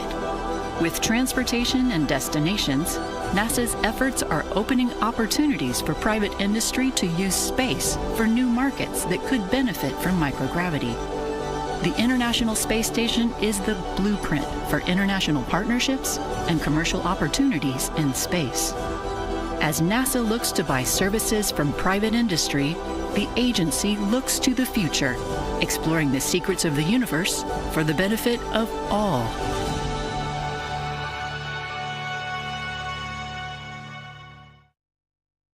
And you can learn more about NASA's commercial efforts at nasa.gov/commercial-space. From Mission Control Houston, we are standing by and ready to support tonight's launch. So for now, we'll send it back out to Ronnie, and Paul in Hawthorne. Thanks, Sandra. And so things are looking good. On the launch pad, the teams are continuing to progress towards launch at 2:31 a.m. Eastern. We'd love to take a minute and just take a look back at what's happened already this evening to get us to this point in the countdown. So for context, we want to say this crew has been living in an isolated quarantine bubble for the last 4 weeks, having reported to quarantine on May 25th. In that time, they have shifted their sleep regimen to adjust their circadian rhythm to match those on board the International Space Station. And over the last few days, they have finessed that further to be ready for today. In fact, their wake-up call was set to 6:30 p.m. yesterday, I should say, depending on where you are. But then about 4.5 hours prior to the scheduled launch time, the Axiom Space ground operations team drove the Ax-4 crew to Kennedy Space Center, where they shared a brief moment with loved ones before officially being handed over to SpaceX for today's launch. This handover event has taken on quite a few forms over the years, but there's always something truly special about creating a moment, even just for a few minutes, in the midst of all of this operational choreography, to pause and share a moment with loved ones.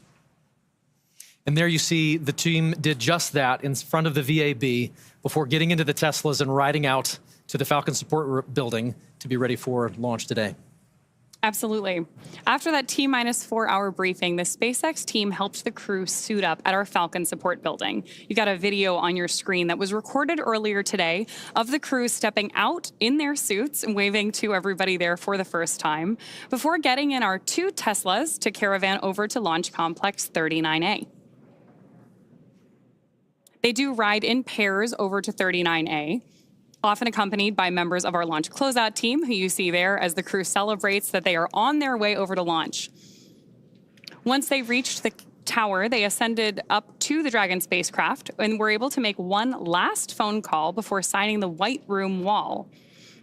Here you see the crew walking across the crew access arm. Getting their boarding passes handed to them and checked by our closeout team. You'll notice that Peggy Whitson's is gold because she is a frequent flyer with us here at SpaceX. And then once our crew ingressed Dragon, we completed suit leak checks and comm checks before rotating the seats into the reclined position for launch.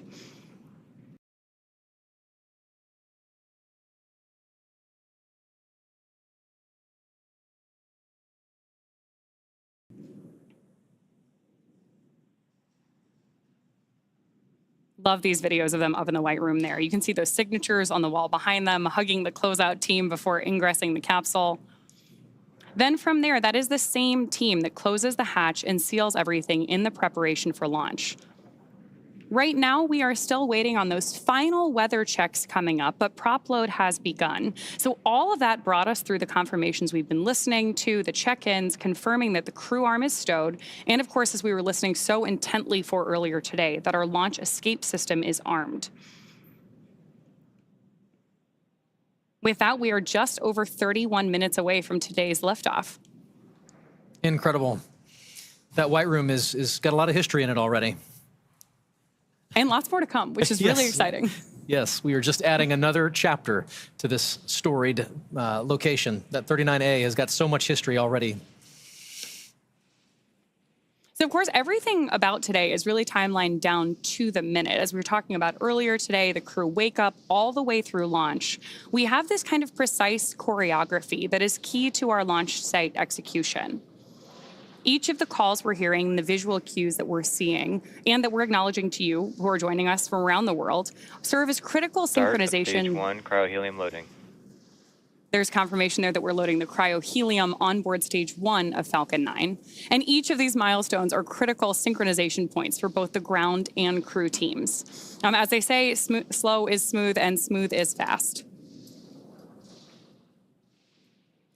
It's hard to believe that it's been 5 years since Dragon radically changed how humanity gets to space. After the space shuttle program ended in 2011, NASA astronauts primarily used the Russian Soyuz spacecraft for travel to the International Space Station. Until 2020, Dragon was the Russian Soyuz spacecraft was the only human-capable launch vehicle available. Meanwhile, SpaceX's Dragon was being developed, and then in 2010, it became the first commercial spacecraft to be recovered from orbit. In fact, just for fun, because it's cool to know, the Dragon that flew on that first commercial mission is actually the one hanging behind us here in front of Mission Control in Hawthorne. Since then, Dragon has supported 17 human spaceflight missions and flown 66 crew members representing 17 countries. Overall, Dragon has flown 52 missions, carrying over 1,000 experiments and over 300,000 pounds of cargo to space. And each of those missions represents a host of firsts that have helped shape this generation of spaceflight. To fully appreciate the progress being made together with SpaceX and NASA, it's worth noting that Axiom Space's 3 missions to date have helped provide greater access for nations and researchers, setting new precedents for private astronaut efforts aboard the International Space Station. And Ax-4 adds to that growing flight heritage. After a successful liftoff and orbital insertion, the Ax-4 crew are set to rendezvous and dock with the International Space Station tomorrow. They'll spend approximately 14 days aboard the orbiting laboratory, bringing the occupancy count up to 11. And over the last 10 months, this crew has been working with instructors to learn every system they will be working with on station. They have studied and practiced every experiment, reviewed and rehearsed every event, all to maximize that time in space. Collectively, this crew is undertaking the largest quantity of research efforts of any Axiom space mission to date, with over 60 research activities on their timeline, representing 31 different countries.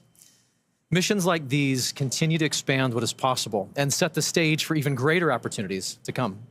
Then, at the conclusion of their time on station, the crew will participate in a closing farewell ceremony and begin their preparations for the journey back to Earth. As we've mentioned a couple of times, that'll be about 14 days from today.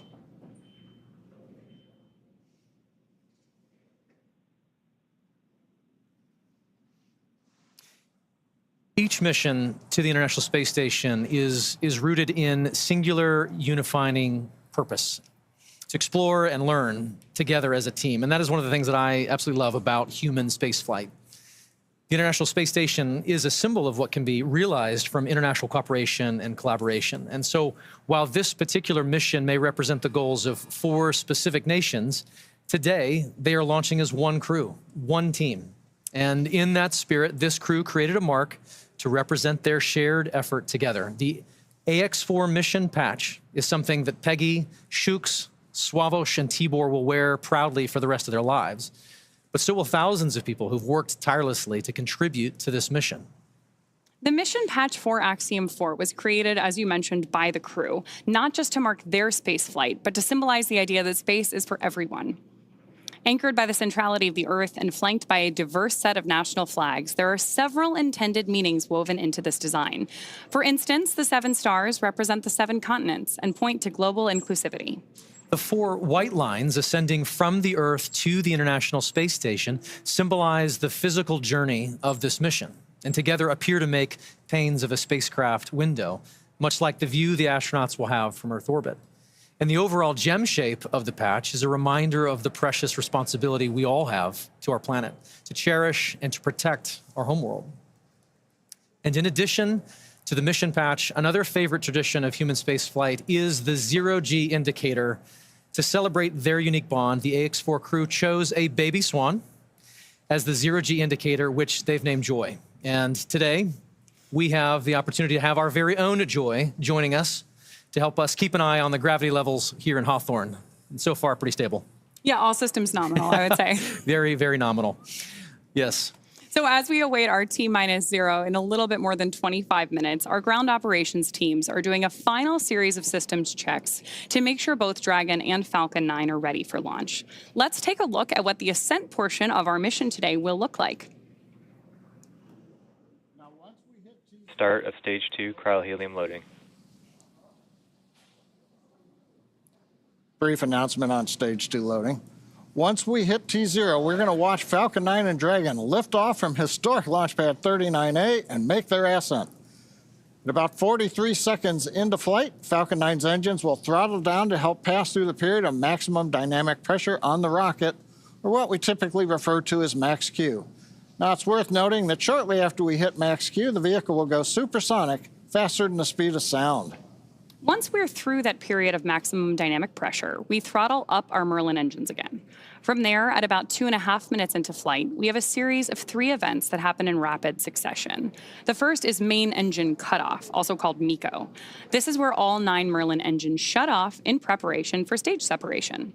Stage sep is when the first stage detaches from the second stage, with the first stage making its way back to Earth for landing as the second stage continues on its journey with the third event.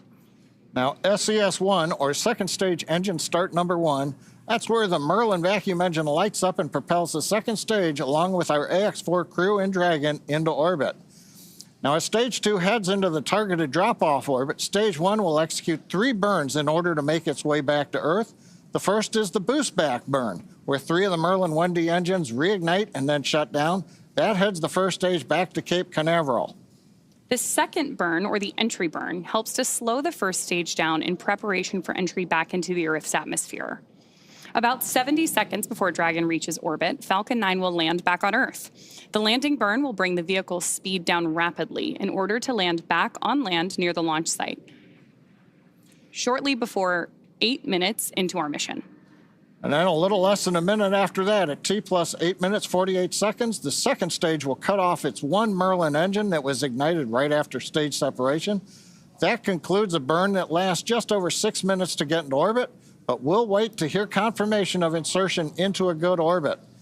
Then Dragon and the second stage begin preparations to separate Dragon. About 51 seconds after we get into orbit, we should have a great view of Dragon with the 4-person crew drifting away in Dragon, moving away from the second stage. Once Dragon's a short distance away, it'll begin checkout of the Draco maneuvering thrusters. That'll make sure Dragon continues to increase separation distance from the second stage. The nose cone deploy sequence will initiate just before T plus 12 minutes and finish around T plus 15 minutes, exposing Dragon's docking mechanism in advance of arrival at the International Space Station.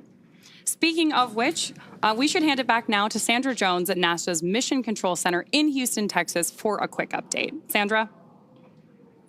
Thanks, Ronnie. The space station team here in Houston is focused on the critical systems of the International Space Station, all continuing to function as expected ahead of launch. Everything is looking good, and the station will be ready to receive Dragon and the Axiom 4 crew on Thursday. After Dragon is fully docked to the orbiting laboratory, the team here in Houston will assist the Axiom space and space station astronauts with leak checks as they work to open hatches on both Dragon and inside the station's pressurized mating adapter. We expect hatch opening to take place approximately 2 hours after docking. Once the Axiom 4 crew arrives at the International Space Station, they will be greeted by the Expedition 73 crew, which includes NASA astronauts Nicole Ayers, Anne McClain, and Johnny Kim, as well as JAXA, or Japan Aerospace Exploration Agency astronaut Takoya Onishi, and Roscosmos cosmonauts Kirill Peskov, Sergei Ryzhikov, and Alexei Zubritsky. Flight Director Heidi Brewer is on console right now, leading the flight controllers for launch this evening. And with Mission Control in Houston go for launch, for now, we'll send it back over to Sonia at Kennedy. Thanks, Sandra. To dive into some of the science highlights, I'm joined now by Axiom Space's Chief Scientist, Dr. Lucy Lowe. Lucy, thanks for joining me here at the desk. With so many science portfolios that are going to be accomplished. There are more than 60 from more than 30 countries. We can't cover it all. Give us a high-level look of what this portfolio looks like. Yeah, so happy to, Sonia. So this mission is chock-a-block, jam-packed, full of really interesting and exciting science. We have everything from human research, understanding how the human body reacts to space. We have some really fun life sciences experiments looking at growing plants and all kinds. We have some physical sciences. We have lots of technology demonstrations. And my favorite, lots of science, technology, engineering, art, and mathematics outreach events. All the STEAM things. Exactly. So we've had great success with Ax-1, 2, 3. Do we have any return payload flyers for Ax-4? We do. We have our partners at the University of California, San Diego and the Sanford Stem Cell Institute flying their cancer cells in low Earth orbit for the 4th time with Axiom. So this team is actually looking at how the cancer cells respond to space. And on this mission, they're actually testing a newly approved drug that's just about to enter clinical trials. Amazing. So really exciting. So let's take just a brief look at each of the country's portfolios. Let's start at the head. At the top, okay, off we go. So we're going to bring on our willing participant who is going to model, our lovely assistant who is going to model one of the experiments from this portfolio. So Israel here is wearing a functional near-infrared spectroscopy cap, which has optodes in the top, which can actually look at how blood is moving around, which is a correlate for neural activity. So it's a way to actually monitor brain activity in space. And what the team is doing is looking at these signals and how they're going to collect the data. And they're actually creating what they're calling a brain-computer interface or a brain-machine interface, which could be really interesting and useful not only for future exploration missions, but also for applications back here on Earth. So, for example, for rehabilitation after neurological disorders. And which country's portfolio is this from? This is from ESA and the Polish Space Agency. Amazing. So what is ISRO doing? What's their portfolio look like? ISRO has a very, very busy portfolio. So Shuks is going to be doing lots and lots of research throughout the mission. So their team is going to be looking at cyanobacteria and microalgae, and they're going to be looking at how these could be used for food or for fuel or for potentially even life support systems on orbit in future. The team is also looking at muscle cells. They're seeing how muscle cells respond to access to microgravity. So when the human goes into space and there are changes, physiological changes that happen very quickly that can impact the muscle cells. And so the team is going to be looking at some of these changes to muscle cells in space and then applying that understanding not only to developing countermeasures for future crew, but also to take that learning and then understand more about diseases that might affect muscle wasting back here on Earth. I wish that this was on so we could see if anything was lighting up with Israel. Thank you so much for helping with this. I'm going to turn this way and I'm going to get the Dyros B project. Israel, thanks for joining us here, showing off the headset there. This is fascinating. While I manipulate this, like they're going to do in space, which basically makes me an astronaut, I'm going to also hum Bach. You should do. So Okay. this is a project from Hunor, flying this research. And this is actually looking at fluid dynamics in space. So we've put this tape on for artistic purposes. Tibor will not have this disco tape on orbit. But in space, what is going to happen is this will be surrounded by a ball of water that's going to have microparticles embedded in it.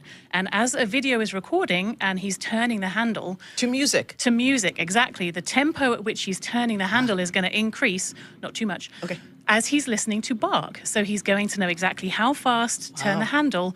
And so the insight from research like this is going to help us understand some of the fluid dynamics around large bodies such as Saturn in our own solar system. So it's not just for fun. It's We're gonna not just learn for fun, things. it's all very important. If there is a researcher who's watching now and says, I've got research that I want to get into low Earth orbit, how do they do that? They come talk to us. Go onto the website, get in touch, and we'd love to fly more research like this and do more cool science in space. Such cool science. Thank you so much, Lucy, for making it just understandable for the general public. And we can't wait to see how it all plays out over the next couple of weeks. Thank you. Thanks, Lucy. And, you know, the Ax-4 mission is very exciting, and the families and friends want to be here, but some of them couldn't. So we want to share with you now just a little taste of the friends and family who are cheering on the entire Ax-4 crew. Peggy, Shuks, Swa, and Tibor. A great group of teammates who are doing great things for their countries. And here are the folks who have been supporting them all along the way.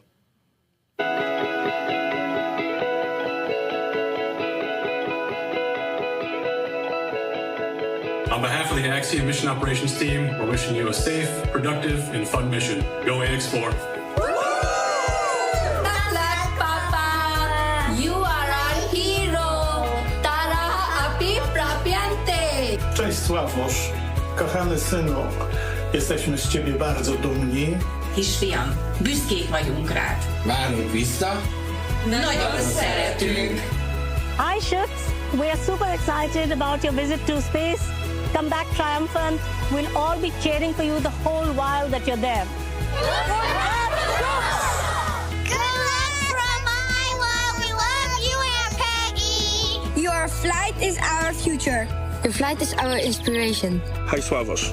We are about to do something truly out of this world. We are all here rooting for you. Go chase those stars and make the mission unforgettable.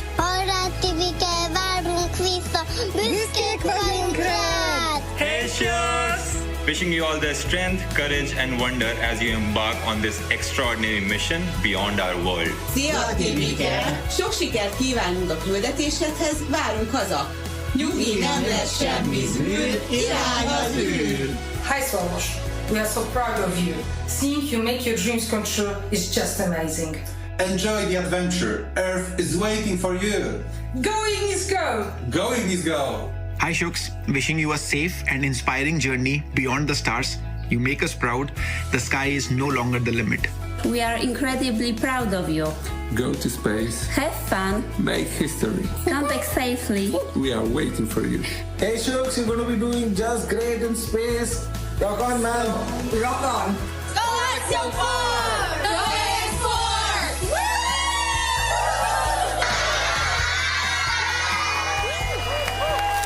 Greetings from India. Wishing you all the very best. To the crew, Godspeed, and spend as much time as possible to look out of the window. Have a fun time, guys.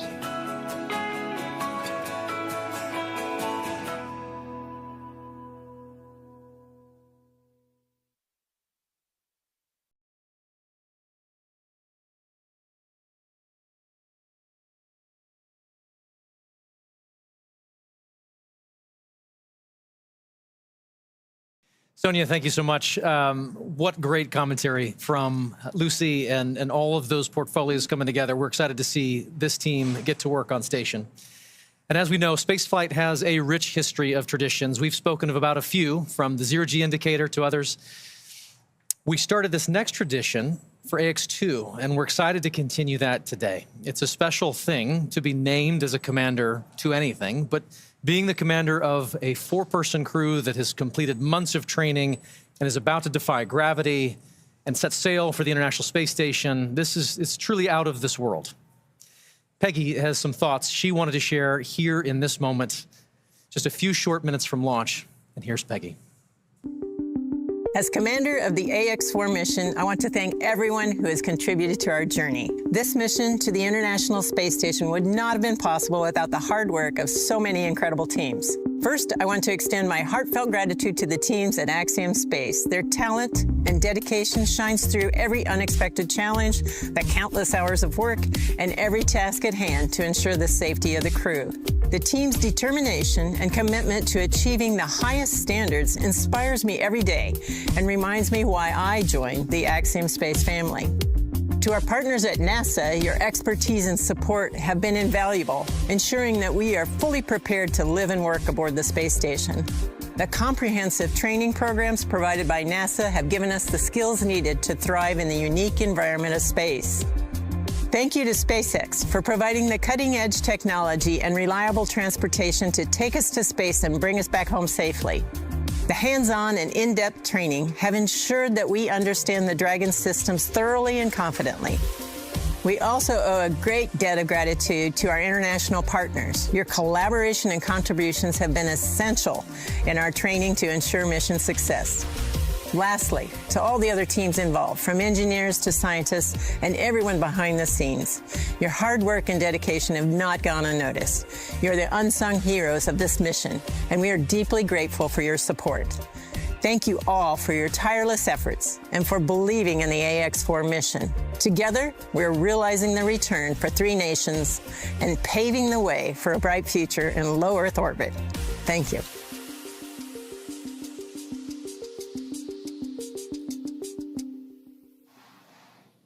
Awesome words from our commander there. And of course, with that, we are just under T-minus 11 minutes until our liftoff at 2:31 a.m. Eastern today from Launch Complex 39A at Kennedy Space Center.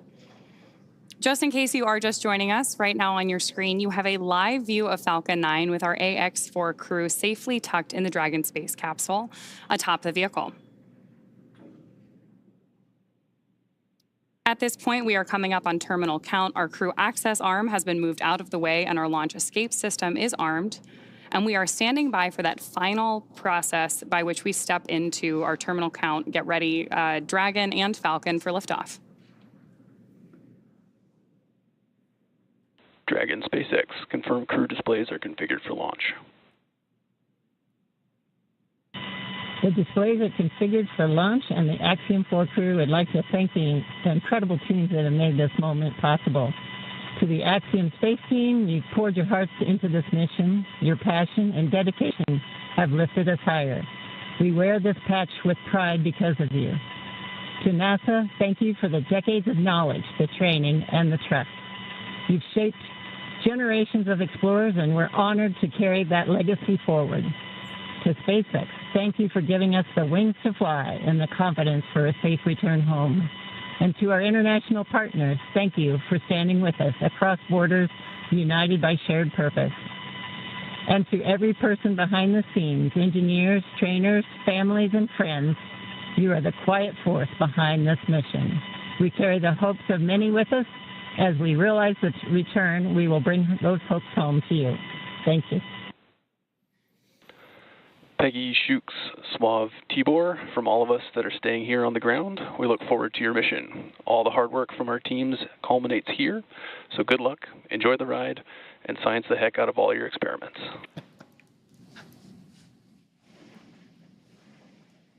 Wilco. And a Wilco from Peggy Whitson. We're coming up on the T-minus 8-minute mark. Next major event that'll be occurring on the Falcon 9 is the engine chill event. That happens at T-minus 7 minutes. We open the pre-valves, feeding both the RP-1 kerosene fuel as well as the liquid oxygen. And that'll go to the Merlin 1D engines. The liquid oxygen, we actually open a valve and we allow some of it to bleed off overboard out into the warm Florida air here in the early morning. And that'll begin chilling in the turbo pumps on those 9 Merlin engines to get ready for when we ignite the engines starting at T-minus 2 seconds. Also interesting to note, just several minutes ago, as we talked about early in the webcast, the International Space Station flew over Kennedy Space Center. And so that means the orbit planes are lined up. We're ready to go in just 7.5 minutes from now.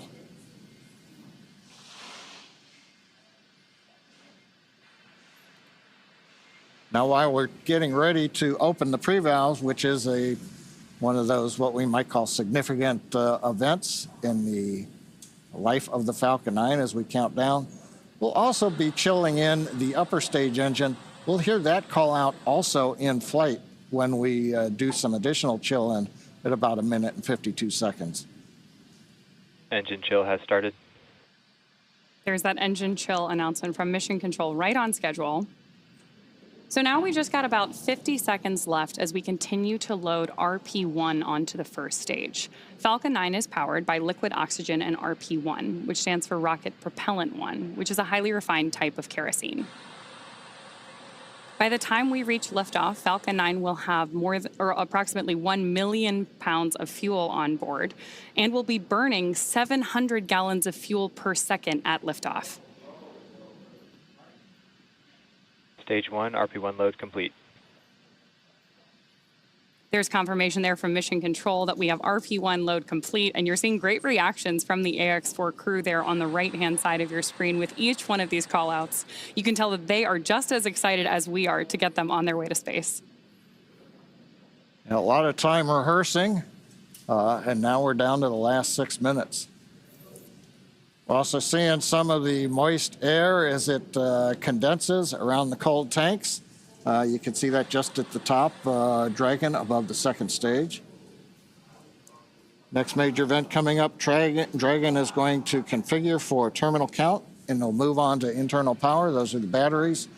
We do have solar arrays, and you can see them right now as some of the mist clears. You can see the black portions of Dragon. So we've got solar arrays on part of the Dragon trunk, and then we also have batteries inboard.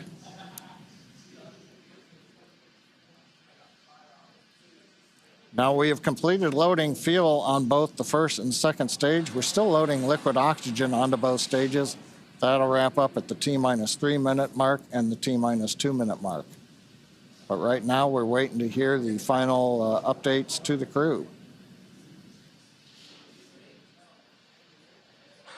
Falcon 9 propellant tanks are pressurizing for strong back retract. That's good news for Mission Control. Dragon is in configure for terminal count. There we heard that we are pressurizing Falcon 9 for strong back retraction. The strong back is the tall structure standing right to the left of the rocket right now. And we pressurize Falcon 9 so that we can begin to retract that support structure away from the vehicle ahead of liftoff. Great view there of Dragon sitting strong back retract has started on top of Falcon 9. And we'll look for those clamp arms around the base of Dragon just beneath those solar panels John was just talking about to begin opening up so the strong back can pull away. The strong back is used both to move Falcon 9 out to the launch pad ahead of liftoff and to provide all of the fuel and comm umbilicals that we're using in the lead up to launch. There are those clamp arms opening up. And then we'll see the strong back pull just about 2 degrees away from Falcon 9 in the final lead up to launch. Then at liftoff, it'll move to a full 45.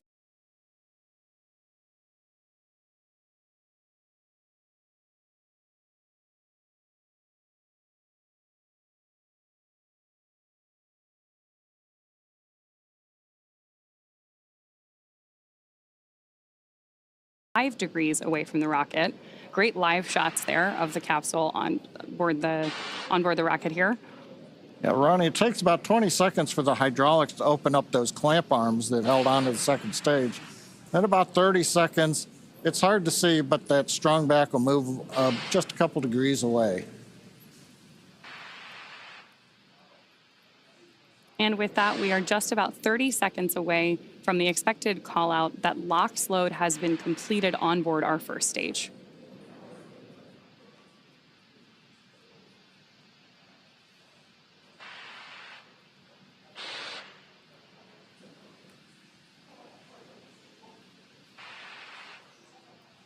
As we mentioned earlier, that mist forming around the outside of Falcon 9 is totally normal.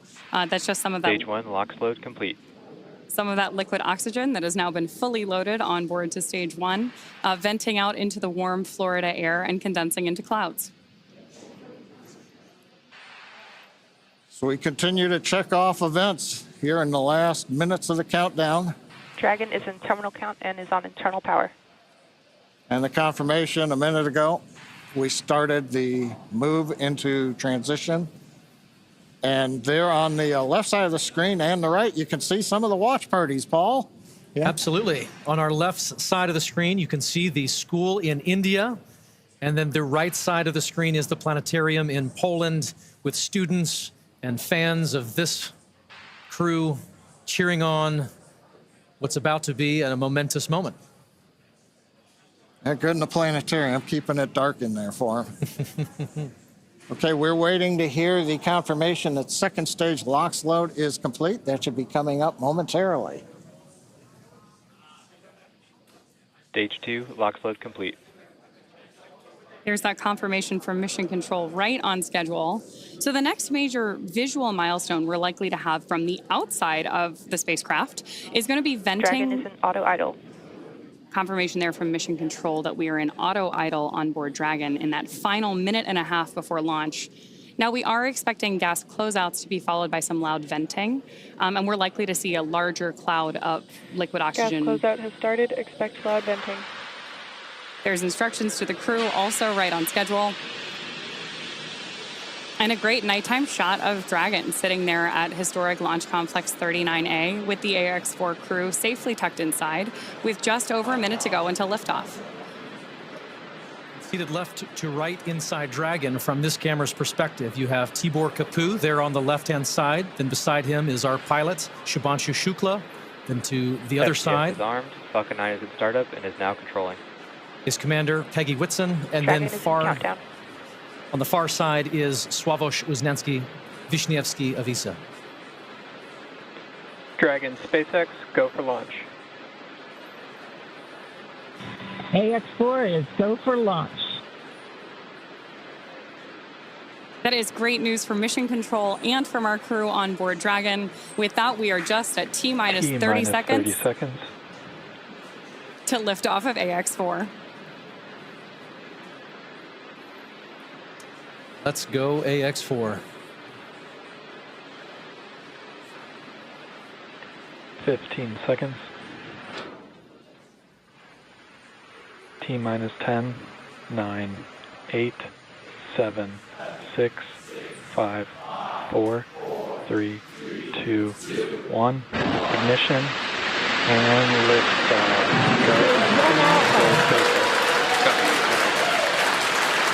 For three nations, a new chapter in space takes flight. Godspeed, Ax-4.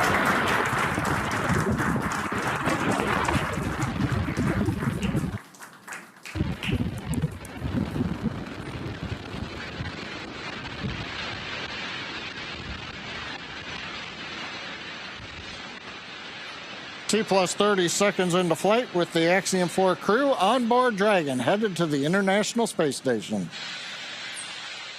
Waiting to hear call-outs from the Falcon 9 engineering team. Power and telemetry nominal. Stage 1 throttle down. We're throttling down the 9 Merlin engines. We're into the throttle bucket, preparing for max Q. Max Q.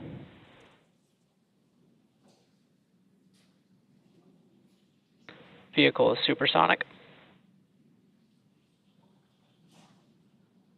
We should begin throttling the Merlin engines back up now. Stage 1 throttle up.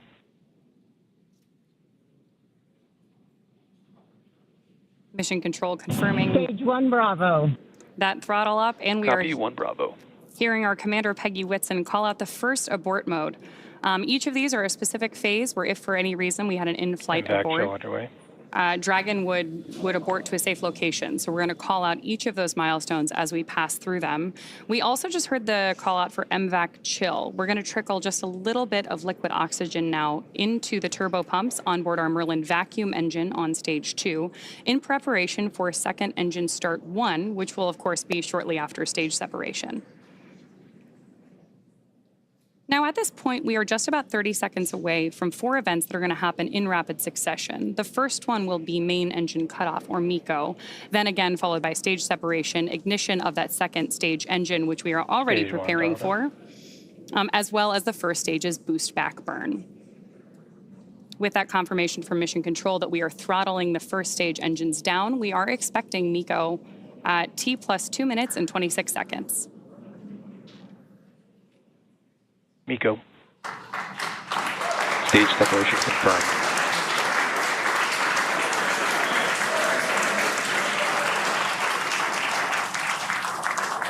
Stage 1 boost back startup and back ignition. There we had confirmation of all 4 of those events. Incredible views on our screen here too as that boost back, as that first stage boosts its way back to Earth. Stage 2 Alpha. And confirmation Copy, from our 2 Alpha. commander that we have entered the 2 Alpha abort mode. Of course, we're getting lots of cheers from behind us here at Mission Control here in Hawthorne, California as well.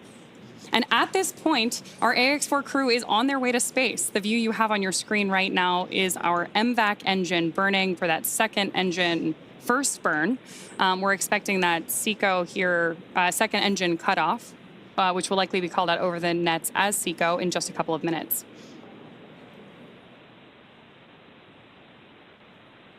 Stage 1 boost back shut down. Confirmation that the boost back burn on our first stage booster is now complete, and the booster is heading back toward the Florida coast to attempt a landing at LZ1. At this point, stage 1 is actually still coasting to apogee. We're about to deploy those grid fins so that we can steer the vehicle as it enters the Earth's atmosphere. Dragon, SpaceX, nominal trajectory. And that call out from Mission Control means Dragon that copies, nominal trajectory. everything is right on track.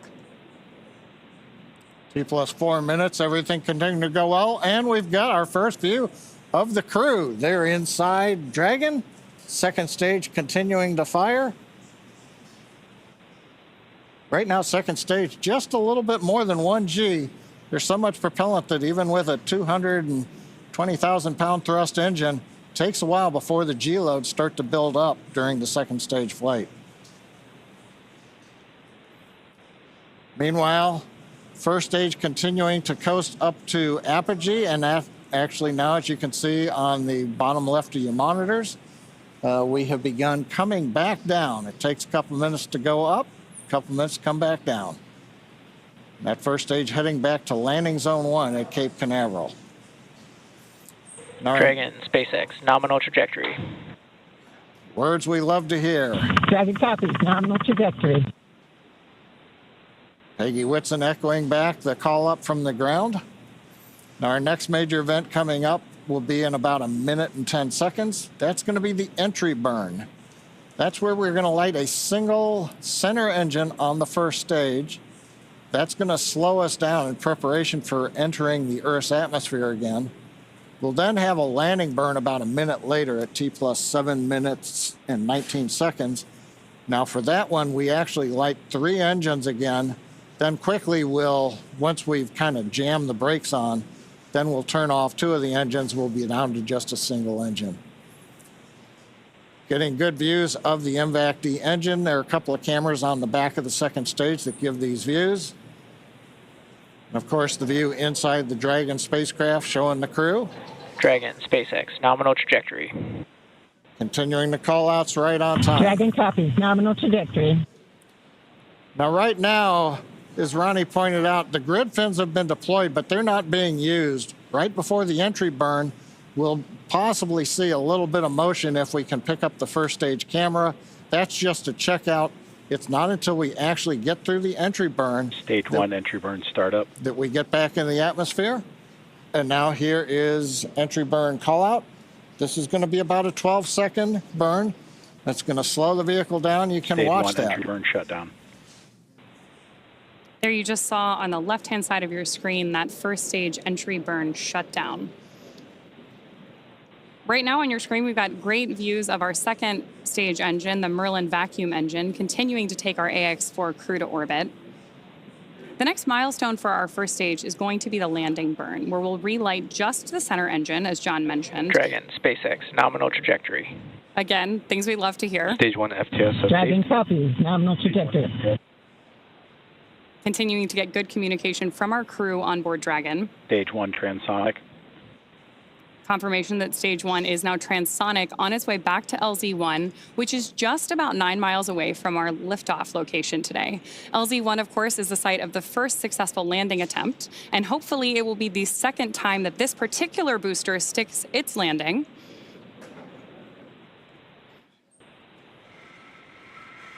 Seeing those actuating of the grid fins that John mentioned. Stage 1 landing leg deploy. Stage 2 FTSS saved. Stage 1 landing confirmed. That was a picture-perfect landing. That was great. Absolutely stunning.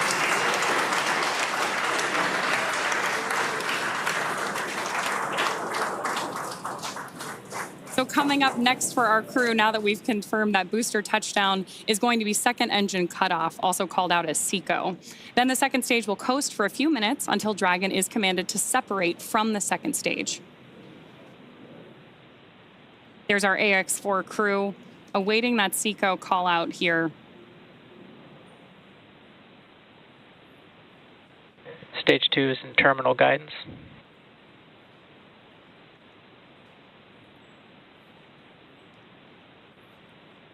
Good continued burn from our second stage engine there. Now at this point, our crew is experiencing about 3 Gs in the lead up to SECO 1, which of course will be their first taste of microgravity. SpaceX Dragon, Shannon. There's confirmation Copy, Shannon. of the Shannon abort mode.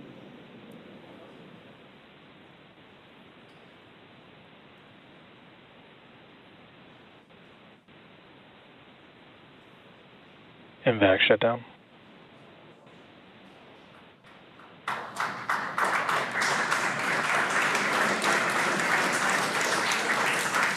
SpaceX Dragon, we have a nominal orbit insertion. Nominal orbital insertion, SpaceX, and we had an incredible ride uphill, and now we like to set our course for the International Space Station aboard the newest member of the Dragon fleet, our spacecraft named Grace. Grace is more than a name. It reflects the elegance with which we move through space against the backdrop of Earth. It speaks to the refinement of our mission, the harmony of science and spirit, and the unmerited favor we carry with humility. Grace reminds us that spaceflight is not just a feat of engineering, but an act of goodwill. Benefit of every human, everywhere. Over to you, Shuk. Launch escape system disarmed. 10 minutes into flight. Water ride. नमस्कार मेरे प्यारे देशवासियों, water ride 40 साल बाद हम वापस अंतरिक्ष में पहुंच गए हैं और कमाल की राइड थी। इस समय हम 7.5 किलोमीटर प्रति सेकंड की रफ्तार से पृथ्वी के चारों तरफ घूम रहे हैं और मेरे कंधे पे मेरे साथ मेरा तिरंगा है जो मुझे बता रहा है कि नहीं हूँ, मैं आप सबके साथ हूँ। ये मेरी इंटरनेशनल स्पेस स्टेशन तक की जर्नी की शुरुआत नहीं है, ये भारत के ह्यूमन स्पेस प्रोग्राम की शुरुआत है और मैं चाहता हूं कि आप सभी देशवासी इस यात्रा का हिस्सा बने। आपका भी सीना गर्व से चौड़ा होना चाहिए, आप भी उतना ही एक्साइटमेंट दिखाइए। आइए हम सब मिलकर भारत के इस ह्यूमन स्पेस प्रोग्राम की जर्नी की शुरुआत करें। धन्यवाद। जय हिंद, जय Bharat.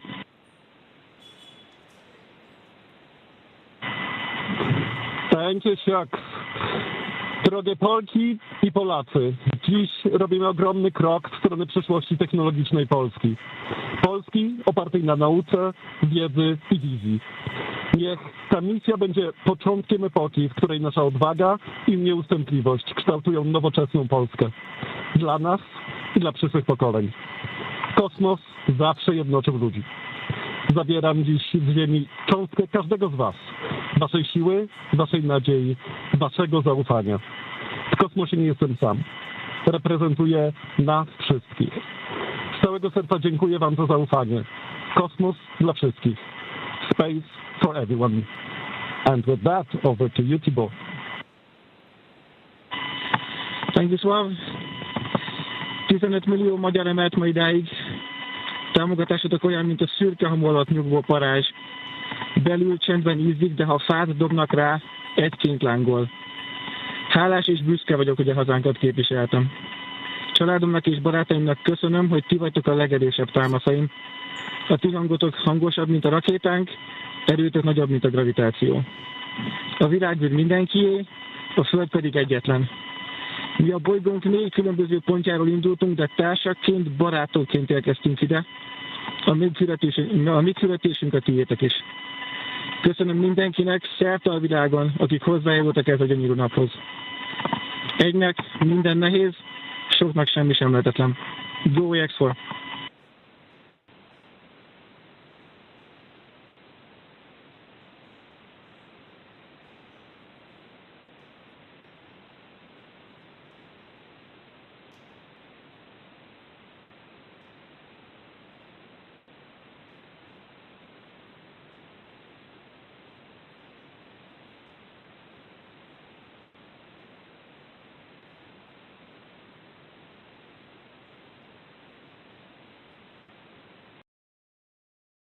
And we are getting some views inside of the newly named capsule that the crew announced today. On behalf of the entire SpaceX launch team, thank you. It's been a privilege to work with you so far, and we're excited for you to have a safe flight and a safe return home. Good things come to those who wait.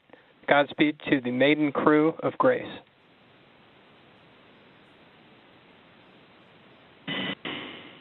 And we thank you all as well. And so with today's successful launch of Axiom 4, the teams at NASA's Johnson Space Center will continue to monitor Dragon's flight to the International Space Station over the next 28.5 hours. NASA's role in this journey really kicks in at a period called integrated operations, which begins during the spacecraft's approach to the space station and continues during the crew's stay aboard the orbiting laboratory, where they will conduct science, education, and commercial activities, and will conclude once the spacecraft exits the vicinity of the International Space Station. During integrated operations, the NASA, SpaceX, and Axiom space teams are all working in lockstep. The teams here are preparing for a docking of Axiom 4 to the space station at 7 a.m. Eastern on Thursday morning, and will continue to monitor the approach until then. But for now, that will be it for us here in Mission Control Houston, but we'll be back with you at 5 a.m. Eastern for docking, hatch opening, and welcome coverage. So with that, back over to you, Hawthorne. Thanks so much, Sandra. Over the next 28.5 hours, the Dragon spacecraft Grace will execute a series of burns to gradually raise and line up the Ax-4 crew for docking with the International Space Station in what we refer to as the activation and rendezvous phase of flight. In just a few minutes, the crew will change out of their spacesuits to get a little bit more comfortable for flight and will enjoy their first meal aboard the spacecraft. Over the course of their flight, they will also have a rest period that will last for about 8 hours. Before they arrive at the space station, we will have 3 potential opportunities to chat briefly with the crew on orbit. While we're hopeful that one of these will work out, none of them are guaranteed, as they're dependent both on crew schedule and ground station coverage. But if we are able to support, we'll make an announcement on our social media channels no later than 15 minutes before the event start time. In the meantime, be sure to keep tabs on this mission at axiomspace.com, and you can track Dragon's flight on spacex.com/launches. And even if we aren't able to talk live with the crew, we will continue to provide updates on the mission across our social media channels. And then as Dragon and the Ax-4 crew approach the International Space Station tomorrow, June 26th, we will pick back up with our live joint coverage of the Ax-4 crew's docking to the station with NASA. Please keep an eye on Axiom Space and SpaceX social channels for updates, as there will be plenty of incredible moments to share with you over the next 2 weeks. From all of us at Axiom Space, thank you, SpaceX.